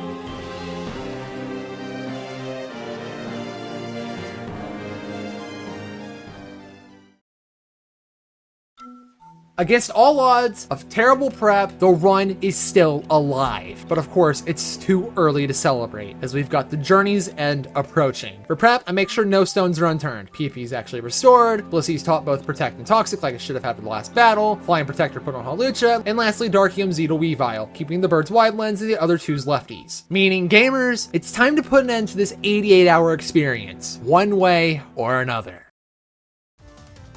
Alright. This thing should just go down to a single Night Slash. I shouldn't have a problem killing this. Get out of here. Faster? Love to see it. This should frag. No crit needed. Alright. 4v5.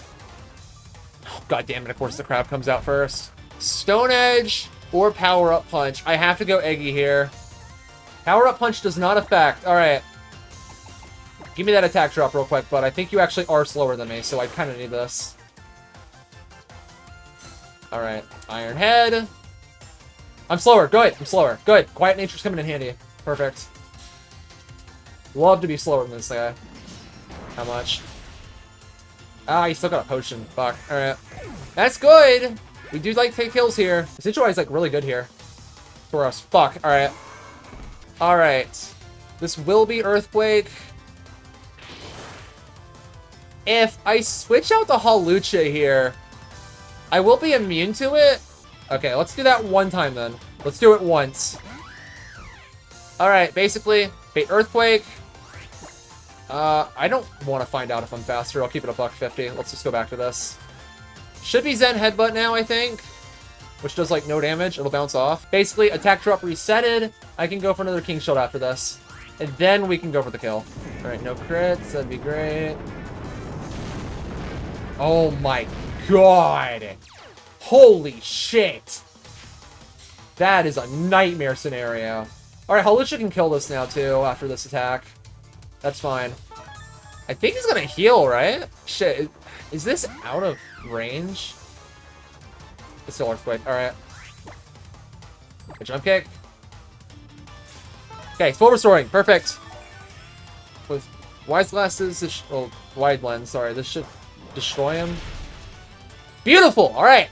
We're in this. This is completely winnable. This should be Noivern. Alright. How do I handle Noivern but a switch to Blissey Gamers? So this thing has Super Fang. It's a big fucking threat as a result. Half HP is really fucking annoying. Especially because Blissey's entire thing is to sponge every attack in the game. Soft Boiled. Dragon Pulse. Okay, that's fine. No way this fucking kills, right? Oh yeah, that bounces off. Alright, I'm gonna Light Screen. And then probably have to heal again, then Toxic. If it were to, for some reason, switch to Decidueye, I would probably have a free switch to Hawlucha too. But I have to, like, actually hit it before I can switch. Alright, we're gonna be here for a minute, because this thing's gonna have, like, several full restores. Alright, this will be a heal turn. Oh, it's not! Okay, perfect. Good! Alright, Decidueye definitely comes in for highest damage, for sure. Which means I have to raw switch into Hawlucha for Leaf Blade. Oh god, it's gonna go for Bloom Doom. Yeah, I have to go Hawlucha. Oh, it's Vaporeon. Okay. Why the fuck would you go Vaporeon? It's quick attack highest. No, it's definitely not. Definitely not compared to Leaf Blade. Alright, there's a physical move, chat. Look out. What a broken Mon, by the way, man. Oh my goodness. Blissey's awesome. What a fantastic Pokemon, dude. This is why people ban this shit in their Nuzlocks, by the way. This thing's obscenely broken. There's full restore. Alright.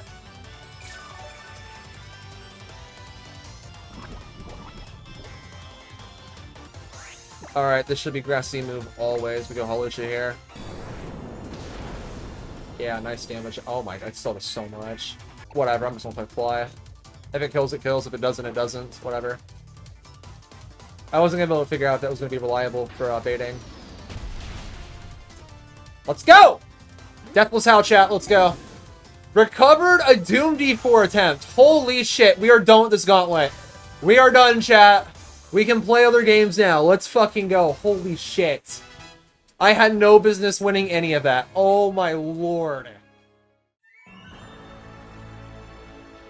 Somehow, despite all the odds, it's done. With the run being over several times, seemingly unrecoverable, victory was grasped from the jaws of defeat. With exactly 60 deaths, superior play, and planning that could have been infinitely better. What I learned from this massive gauntlet was two things. Yes, as I said in the intro, these games are in fact too easy. It didn't help that the Nuzlocke snowball from stupid deaths actually never happened at any point in any of the games, mainly because I got lucky, which means that now is as good a time as ever to stop Nuzlocking the mainline games. This is something I need to hold myself to, because like, there's just nothing left now. Mix that with the massive time commitment and like, GG dude. This video put me through hell to do. The only way that camp could ever be set back up for this kind of Nuzlocking bullshit is if you enjoyed the video. Gamers, genuinely, thank you for watching. How you made it this far, unless you just skipped to the end, astonishes me. But today, I've said far too much, so until next time.